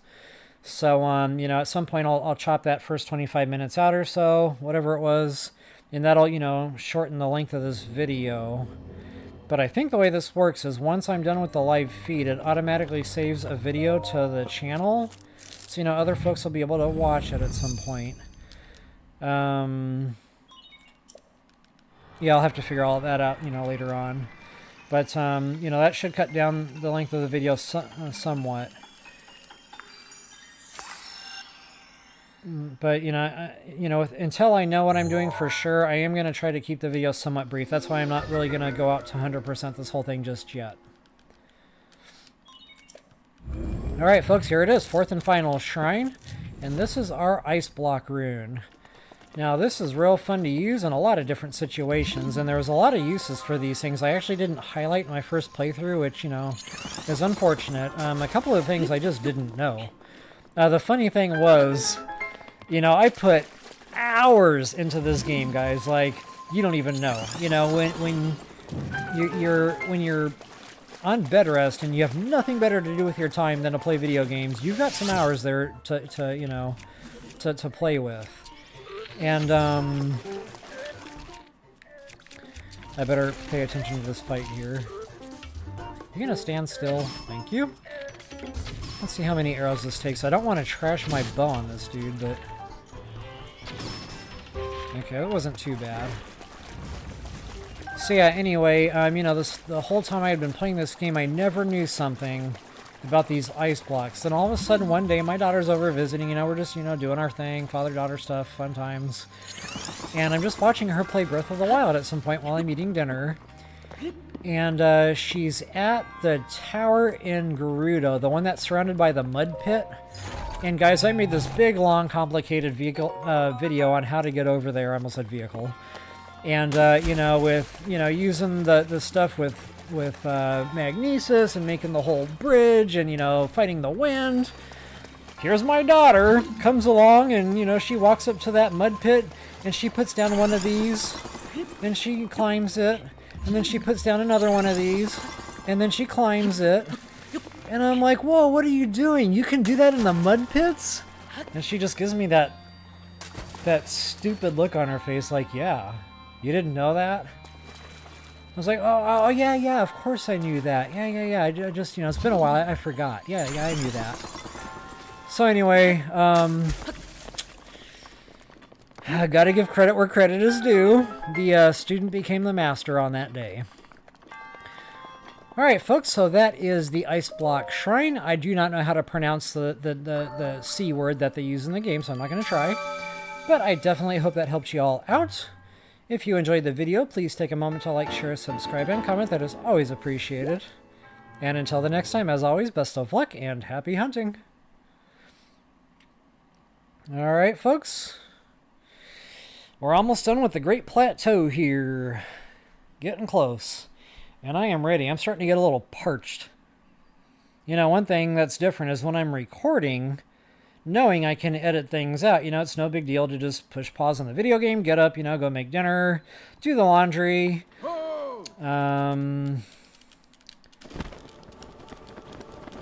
Text, you know, someone, or just whatever the case may be.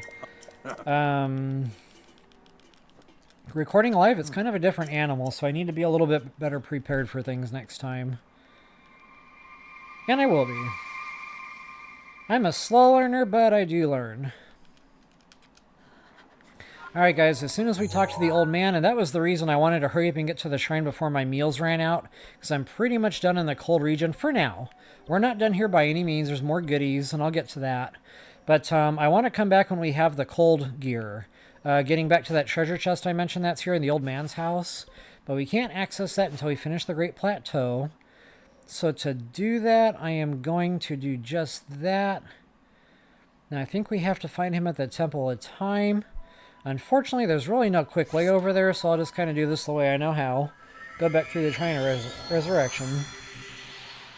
And it's a real shame because there's a Korok seed that spawns in there in the bathtub we wake up in. But you can't get the freaking Korok seed yet. That will not spawn in until you get off the Great Plateau and set foot down, you know, off the Great Plateau somewhere. And then the game will kind of tell you, like, Kingdom of Hyrule, or Hyrule Kingdom, or Welcome to Hyrule, or something along those lines. Once you get that message, then you can come back here and get your Korok seed. And sometimes, you know, again, this is hit and miss. Depending on how much time you took, you might want to walk around painfully slowly again, in the off chance more beetles have spawned in. You might also catch a high-tail lizard or two in this general area. Wow, my inventory's full.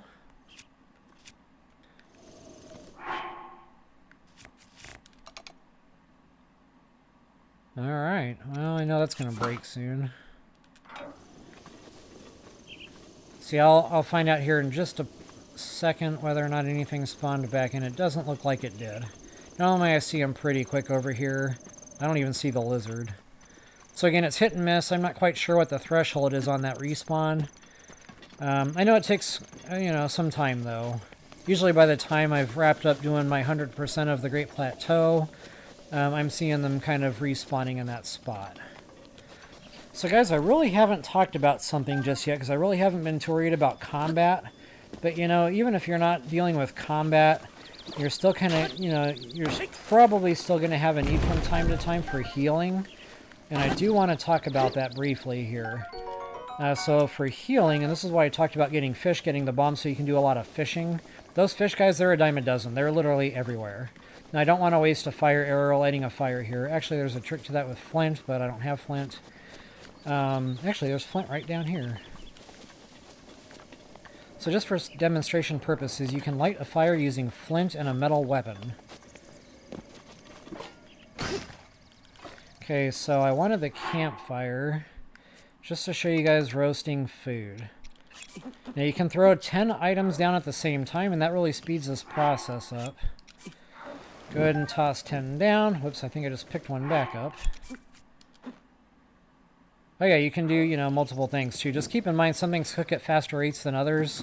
So that mushroom might toast and then burn before anything else has a chance to even roast, because they cook awful fast. So anyway, the reason I like to rely on the roasted stuff, folks, is because inventory space. Notice every time you cook a meal, that takes up 1 square in your inventory. But notice I cooked up multiple bass there, but it didn't take up 3 squares in my inventory. It only used the 1 square in my inventory, and they just kind of stack on top of one another. So, you know, say you cook 25 roasted bass. You're going to have all 25 in that one spot. Super, super useful for saving, you know, space in your inventory. You know, save your inventory for things that you really need. You know, if you start using this space for hearts, you're going to find out you run out of space for other things that you really need, like stamina, temperature control, when the time comes, you know, attack power, etc. So yeah, you definitely are going to want to take a moment and get some good heart replenishment stuff roasted up. Okay, I must have let some of my bass, like, burn, you know, burn, like, all the way until they despawn, because I don't see that many. I think I threw 6 down. I've only got 3. So, yeah, unfortunately, you have to be somewhat quick about doing that.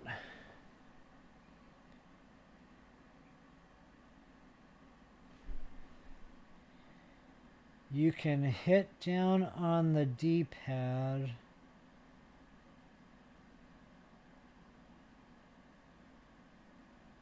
Yes, you are right about that. Sorry I didn't catch that comment earlier when we were talking about this. But yes, you can absolutely do that right underneath your own feet. Very, very useful.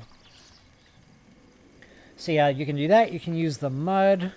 You can use these things. Another thing I didn't mention in my BOTW playthrough, of course I don't have any water around right now, but you can actually, if you aim that right, you can use that to hit those Decayed Guardians. Remember I said we'd be getting back to that? The Decayed Guardian that turned itself on over here, and, you know, there's a couple over here. I don't know exactly where they are, but, you know, you have to kind of stay behind cover, but you can peek out, use that ice block rune underneath. You know, you got to aim it, and then when the ice block pops up, it will effectively kill that guardian for you. You don't even have to toast any weapon durability doing that. Very, very handy feature. Alright, so for now, let me just get a couple of more things roasted up. I usually like, you know, especially early game here, I usually like to stick to the roasted bass and the mushrooms, just because it's so plentiful.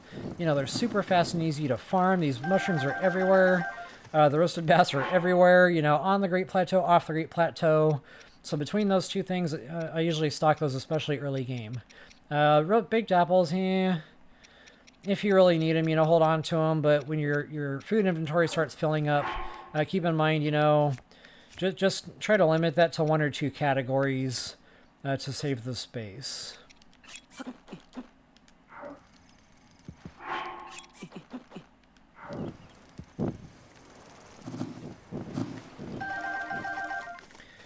Alright, this isn't great, but it'll get me by. I don't really have anything, you know, else that I want to roast up right now anyway.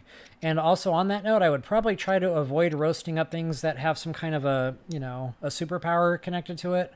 So, you know, like temperature control, I wouldn't roast that stuff up. Those are better cooked into meals and elixirs.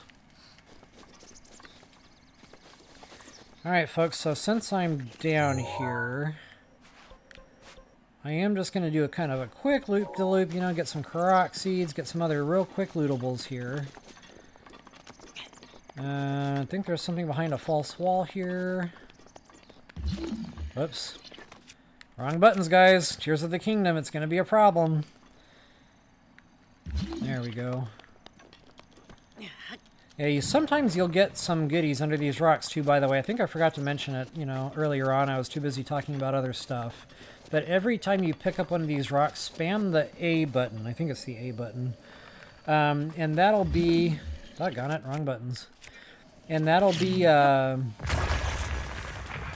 just in case there's something under there that can get away from you. More specifically, like a critter. Sometimes a frog or a lizard will spawn under there and they'll immediately run away from you. But if you're spamming that A button, you know, while you pick the rock up, you'll effectively collect whatever's under there, just like I did with that amber.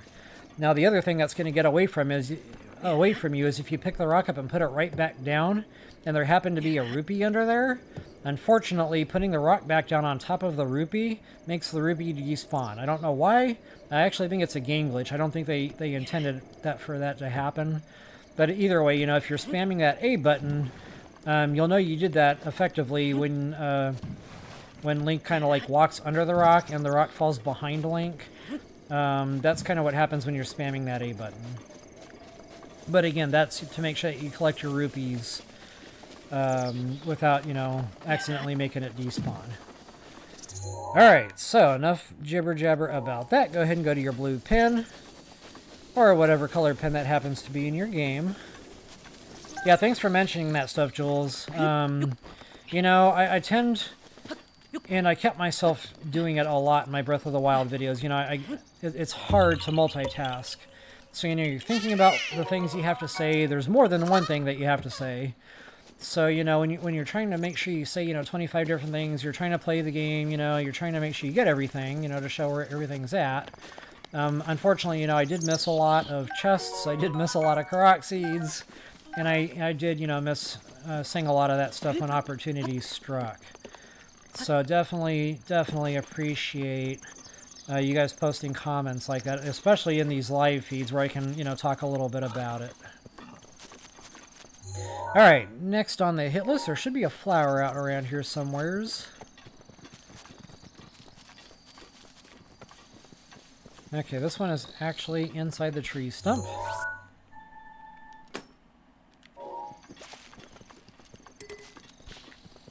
I don't know why I wanted to pick that stick up.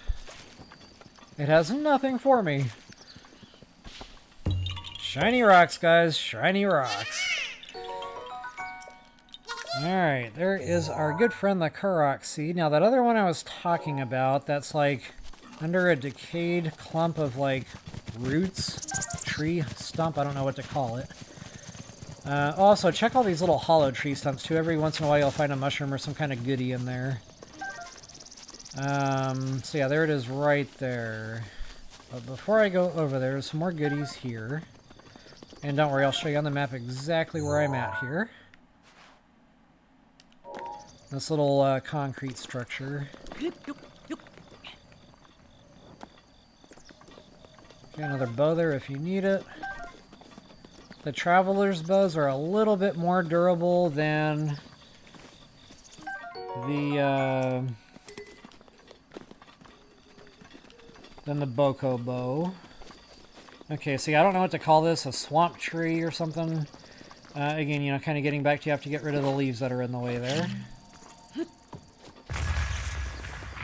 And I always like to use bombs for those, you know, this way you're not wasting fire ammunition or anything else.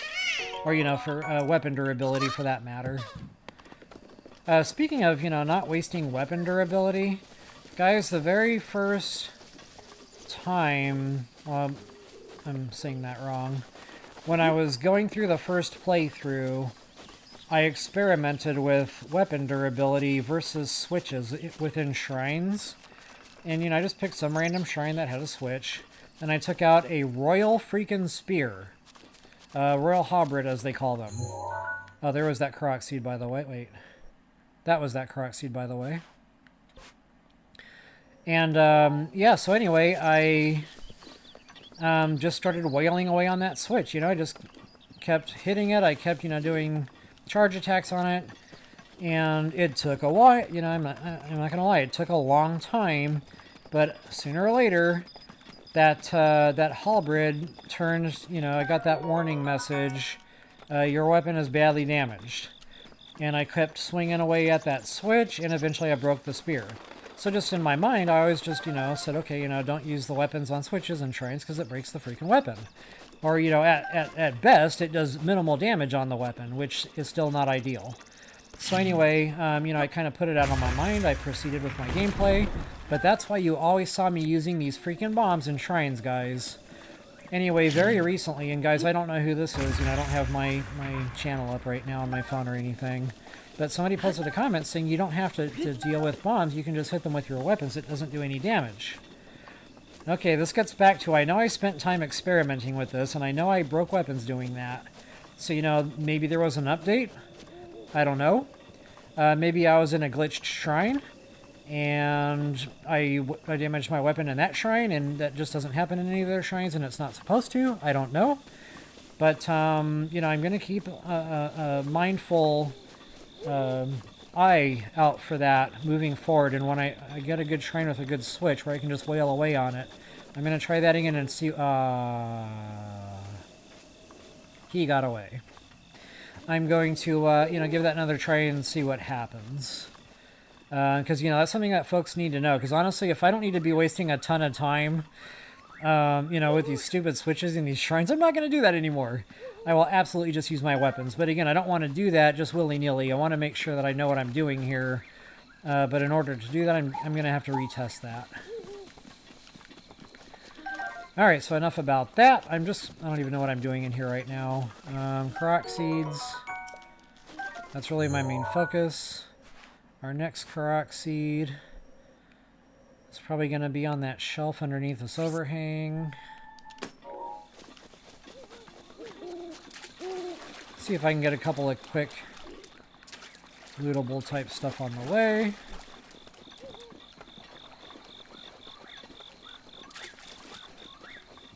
Thought there was a couple of green mushrooms over here. There's one there. Oh yeah, and a lot of these. And guys, unfortunately, we are going to need, you know, more than one of these for our stealth suit upgrading. And honestly, I don't remember the number, but it was quite a bit. You're going to find a whole bunch of those by a Great Fairy Fountain, but it's still not quite enough. Like, you really need to start keeping an eye out for those. And there are quite a few in this forest here, but unfortunately they're only like onesies and twosies. One is hidden... Whoops. One is hidden... Oh, yeah, I have bombs now. Check this out. So talking about, you know, saving time where you don't have to walk painfully slow to get lizards and stuff. Bombs, guys. Loving it. Absolutely loving it. Now, unfortunately, the bombs don't work for insects. So, like, you know, butterflies, whatever these things are called, fireflies, you still have to walk painfully slowly, at least until we get our stealth suit. But for now, you know, you still have to kind of walk super slow. But guys, getting back to that stealth suit, so yeah, we're gonna need those glowing flowers, the whatever those were called, that I just picked up, and then these glowing fireflies, also for that same set upgrade. Now the fireflies spawn in at sundown and sunrise, and I don't know the exact times. I think about 9-10 p.m. depending, you know. There might be some fluctuation there. You'll see these fireflies spawning in. And then, I don't know, it's probably around 4 a.m., you know, or something, 3 a.m. maybe even. They'll respawn in. And usually they spawn in wherever there's trees and grass. Not always, but a lot of the times you'll see them in trees and grass. Okay, you can go. Right now, I need to get my Korok seed. And we need to get going. So yeah, I thought that was important to mention, you know, especially at this point in the game, because it's very, very helpful to have that... God, I just let another beetle get away. Very helpful to have that set bonus for the stealth suit. The set bonus is nighttime speed up. And guys, I'm telling you, it might not sound like a big deal, but when you get that, you're never not going to want it to be nighttime. Like, you're going to get so spoiled at night running around with super speed with that thing on. You're going to wish it was always nighttime. Alright guys, so my Korok seed should be like right up here. I'm kind of conflicted on which way I want to go with that. I guess I'll just go ahead and get it right now and get it out of the way. It's a bit of a climb, but I think I got a soft ledge here. I can get a little bit of stamina recharged on. We're about to find that out. Come on, baby. Ah, barely. I actually did completely run out of stamina there for a second, so I got lucky and found some firm footing. Alright, almost there.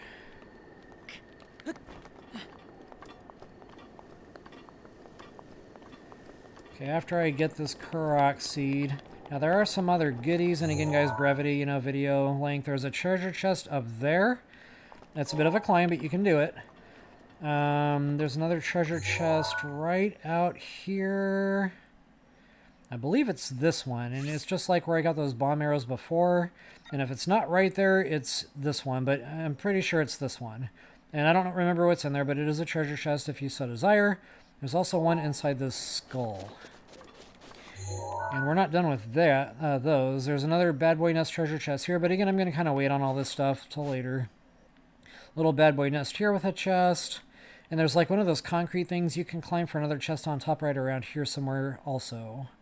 There's another Korok seed out here on the bridge. But honestly, I like to wait and do this later after I get the Paraglider. I kind of like to do a loop-de-loop there, get all the goods. There's a cave over here to hit. And that's kind of important because we got one of those balloon bad boy nests here for master mode that I'm going to hit.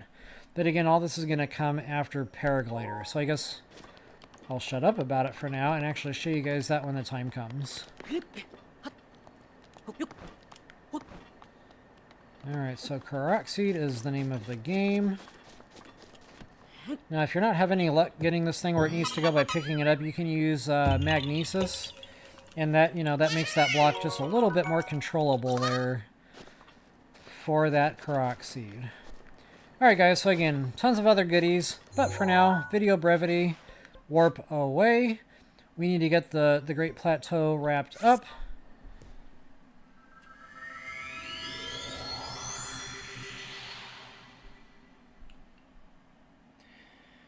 I can't honestly say it's way past my bedtime yet. Unfortunately, my bedtime has been super late lately, so we're not even close to my bedtime yet. But again, you know, not knowing how this whole life thing works, not knowing if I can even chop this video up later on, I think it's probably wise to just go ahead and call it. So from here, yeah, we're just going to go ahead and finish Great Plateau. I'm going to get my Paraglider, and then I really, before I want to cut video, I really want to show you guys what I'm talking about, that whole treasure chest, you know, game glitch stuff. For the cold weather gear. I still don't see beetles over here.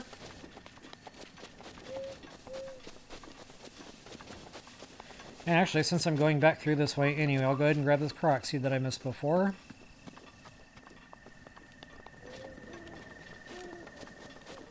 I normally don't like getting this so soon because it's kind of a pain to swim, you know, but sometimes I can make it a twofer. I can get some fish on the way.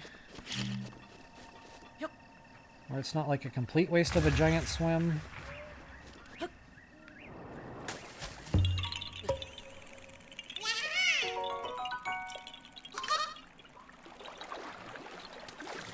The bad thing is the stamina wheel runs out on you really, really fast. And folks, I talked about it a lot in my first walkthrough. I really haven't touched on it a whole lot yet in this one. You know, old Zelda games, you had to go around and find the heart containers. That was the only way to get those hearts up. You had to, you know, kill dungeon bosses, heart container. And then later on, Zelda games started bringing heart pieces into the mix. But same kind of deal. You had to go around and farm those. You had to find, the heart pieces in certain places, whether, you know, it be a boss or a treasure chest, whatever the case may be. Here in the newer Zelda games, Breath of the Wild, Tears of the Kingdom, both, it is not so simple. What you have to do is get shrines, and the spirit orbs you get in all the shrines at the end, for every 4 of those, you can actually trade those in at the Great Fairy Fountains here. Great Fairy Fountains, listen to me. At the goddess statues here. And it costs 4 of those spirit orbs. So I'll show you what I'm talking about here. Spirit orbs are these. So now I've done 4 shrines here on the Great Plateau. So each one of those shrines there gave me a spirit orb. So that's important because you need to trade 4 of those in for either a heart container or a stamina vessel here at these goddess statues. Now you don't have to necessarily find these great big ones.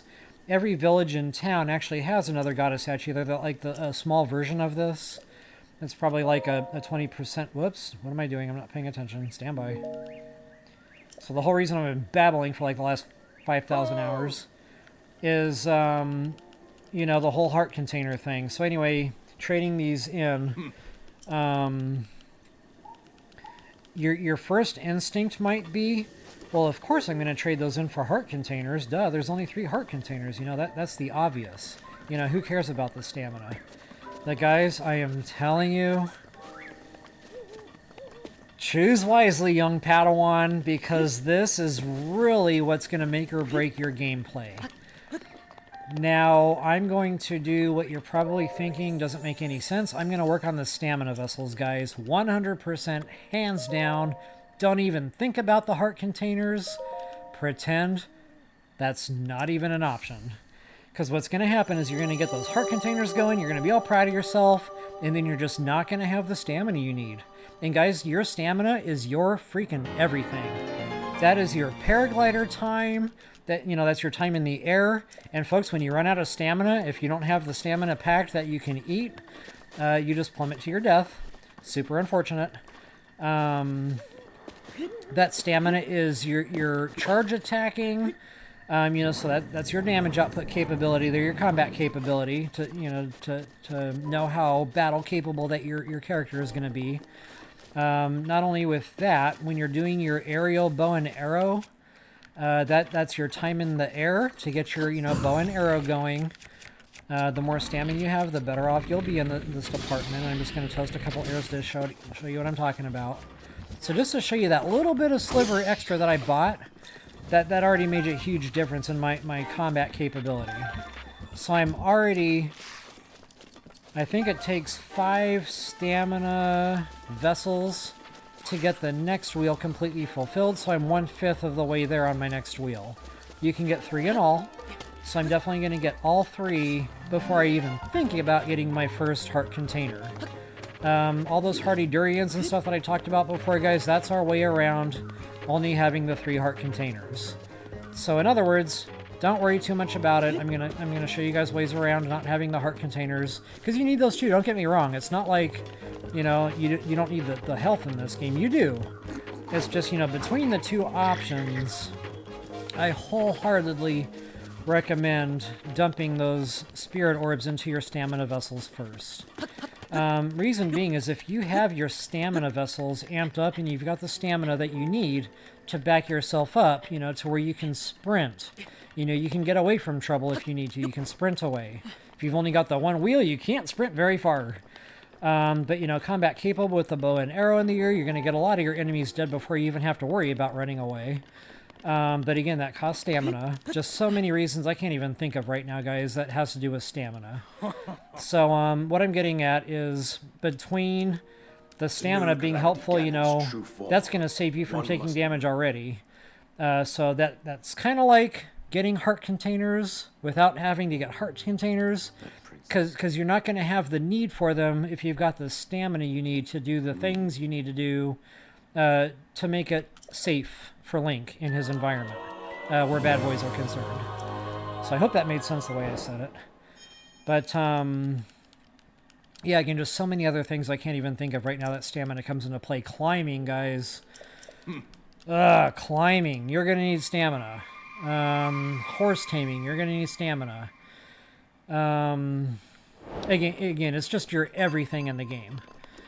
So, folks, we've got the Great Plateau completed. You see the quest lines all auto-updating now as we're going here. So we now have our Paraglider, guys. Booyah. So now the very first thing I'm going to do is go back to the old man's cavern, or hut, whatever that thing is. Cabin. I said cavern. This ain't Tears of the Kingdom. And get my cold weather gear. And then I'm going to jump down and make landfall off the Great Plateau just to show you how that all works, because I've been yapping about it for so long. And then I will go ahead and conclude video. Oh yeah, that whole Korok seed that I missed. Might as well show you that while we're at it.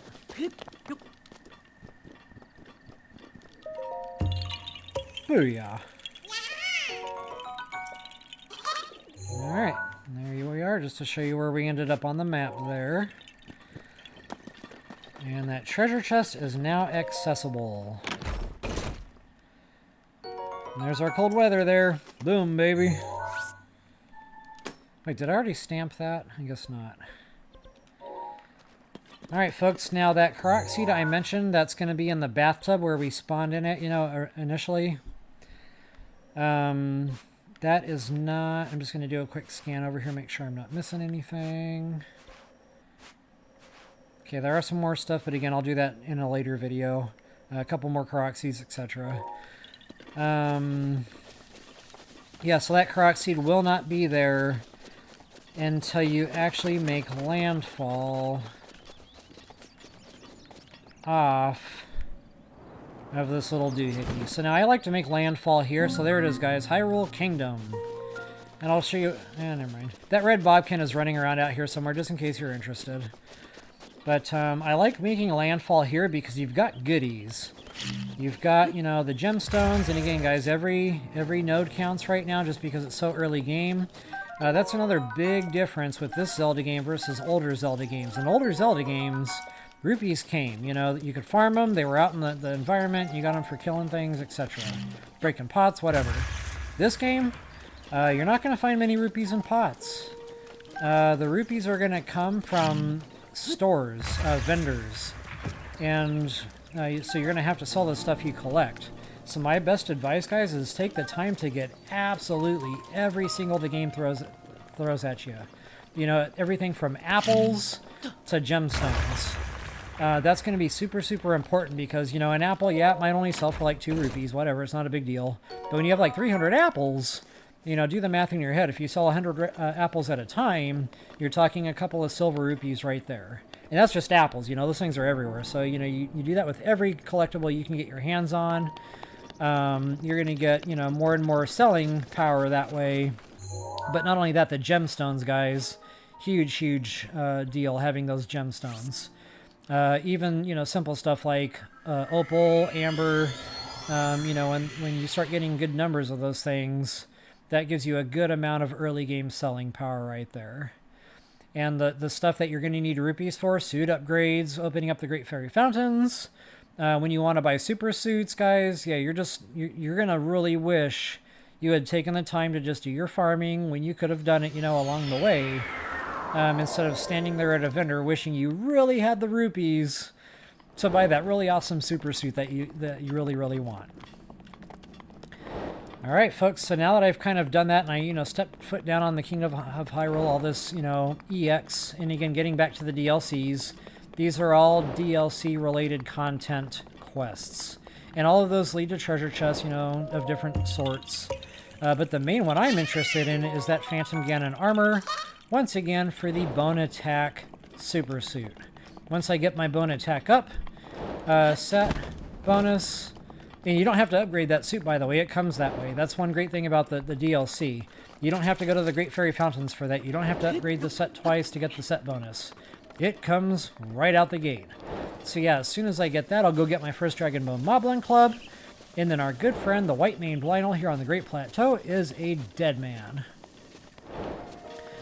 Alright, folks. A lot going on in my brains right now. I mean, Breath of the Wild, here it is. We've been talking about it in comments for far too long. Between, you know, that and the whole live videos, it just made perfect sense to go ahead and do them at the same time. So, folks, I am definitely going to go ahead and cut feed here, which also means I'm going to go ahead and cut video. Guys, I definitely hope that helps you all out. I hope it was fun. I hope it was informative. I really hope you enjoyed the live feed. I hope you enjoyed my ugly mug being in the video game here. And guys, honestly, if that's in the way, if it's nuisancey, just, you know, please feel free to be honest about that stuff. If I don't know, I can't fix it. So, you know, never any offense taken. I'd rather someone just be blunt and maybe a little bit forward about, you know, how they feel. You know, I can handle that all day long. I'd rather someone take the time to do that than, you know, 50 people be upset about something and I never know and then I can never fix it. All right, folks, again, love y'all. Appreciate all the love in the chats and in the, you know, in the regular video comments. I definitely appreciate you guys tuning in to my very first live feed. I honestly only expected 1 or 2 peeps. So the fact that I had, you know, 7 or 8 there at one point of folks that have been waiting for this. And I didn't advertise it or anything. This was just kind of a last-minute decision. I was like, I'm going to push stream and see what happens. So, guys, again, just thank you so much for sticking with. Thanks for all the love. Appreciate all the support and comments. Definitely appreciate all the tips. Looks like we got a newcomer here, and I'm sorry you're joining us right when I was getting ready to wrap things up. But maybe this can just be like a regular Saturday night thing, so, you know, viewers know when to expect me to be on. And honestly, Saturday night probably works good for me because I do honor the Sabbath, you know, sundown Friday to sundown Saturday.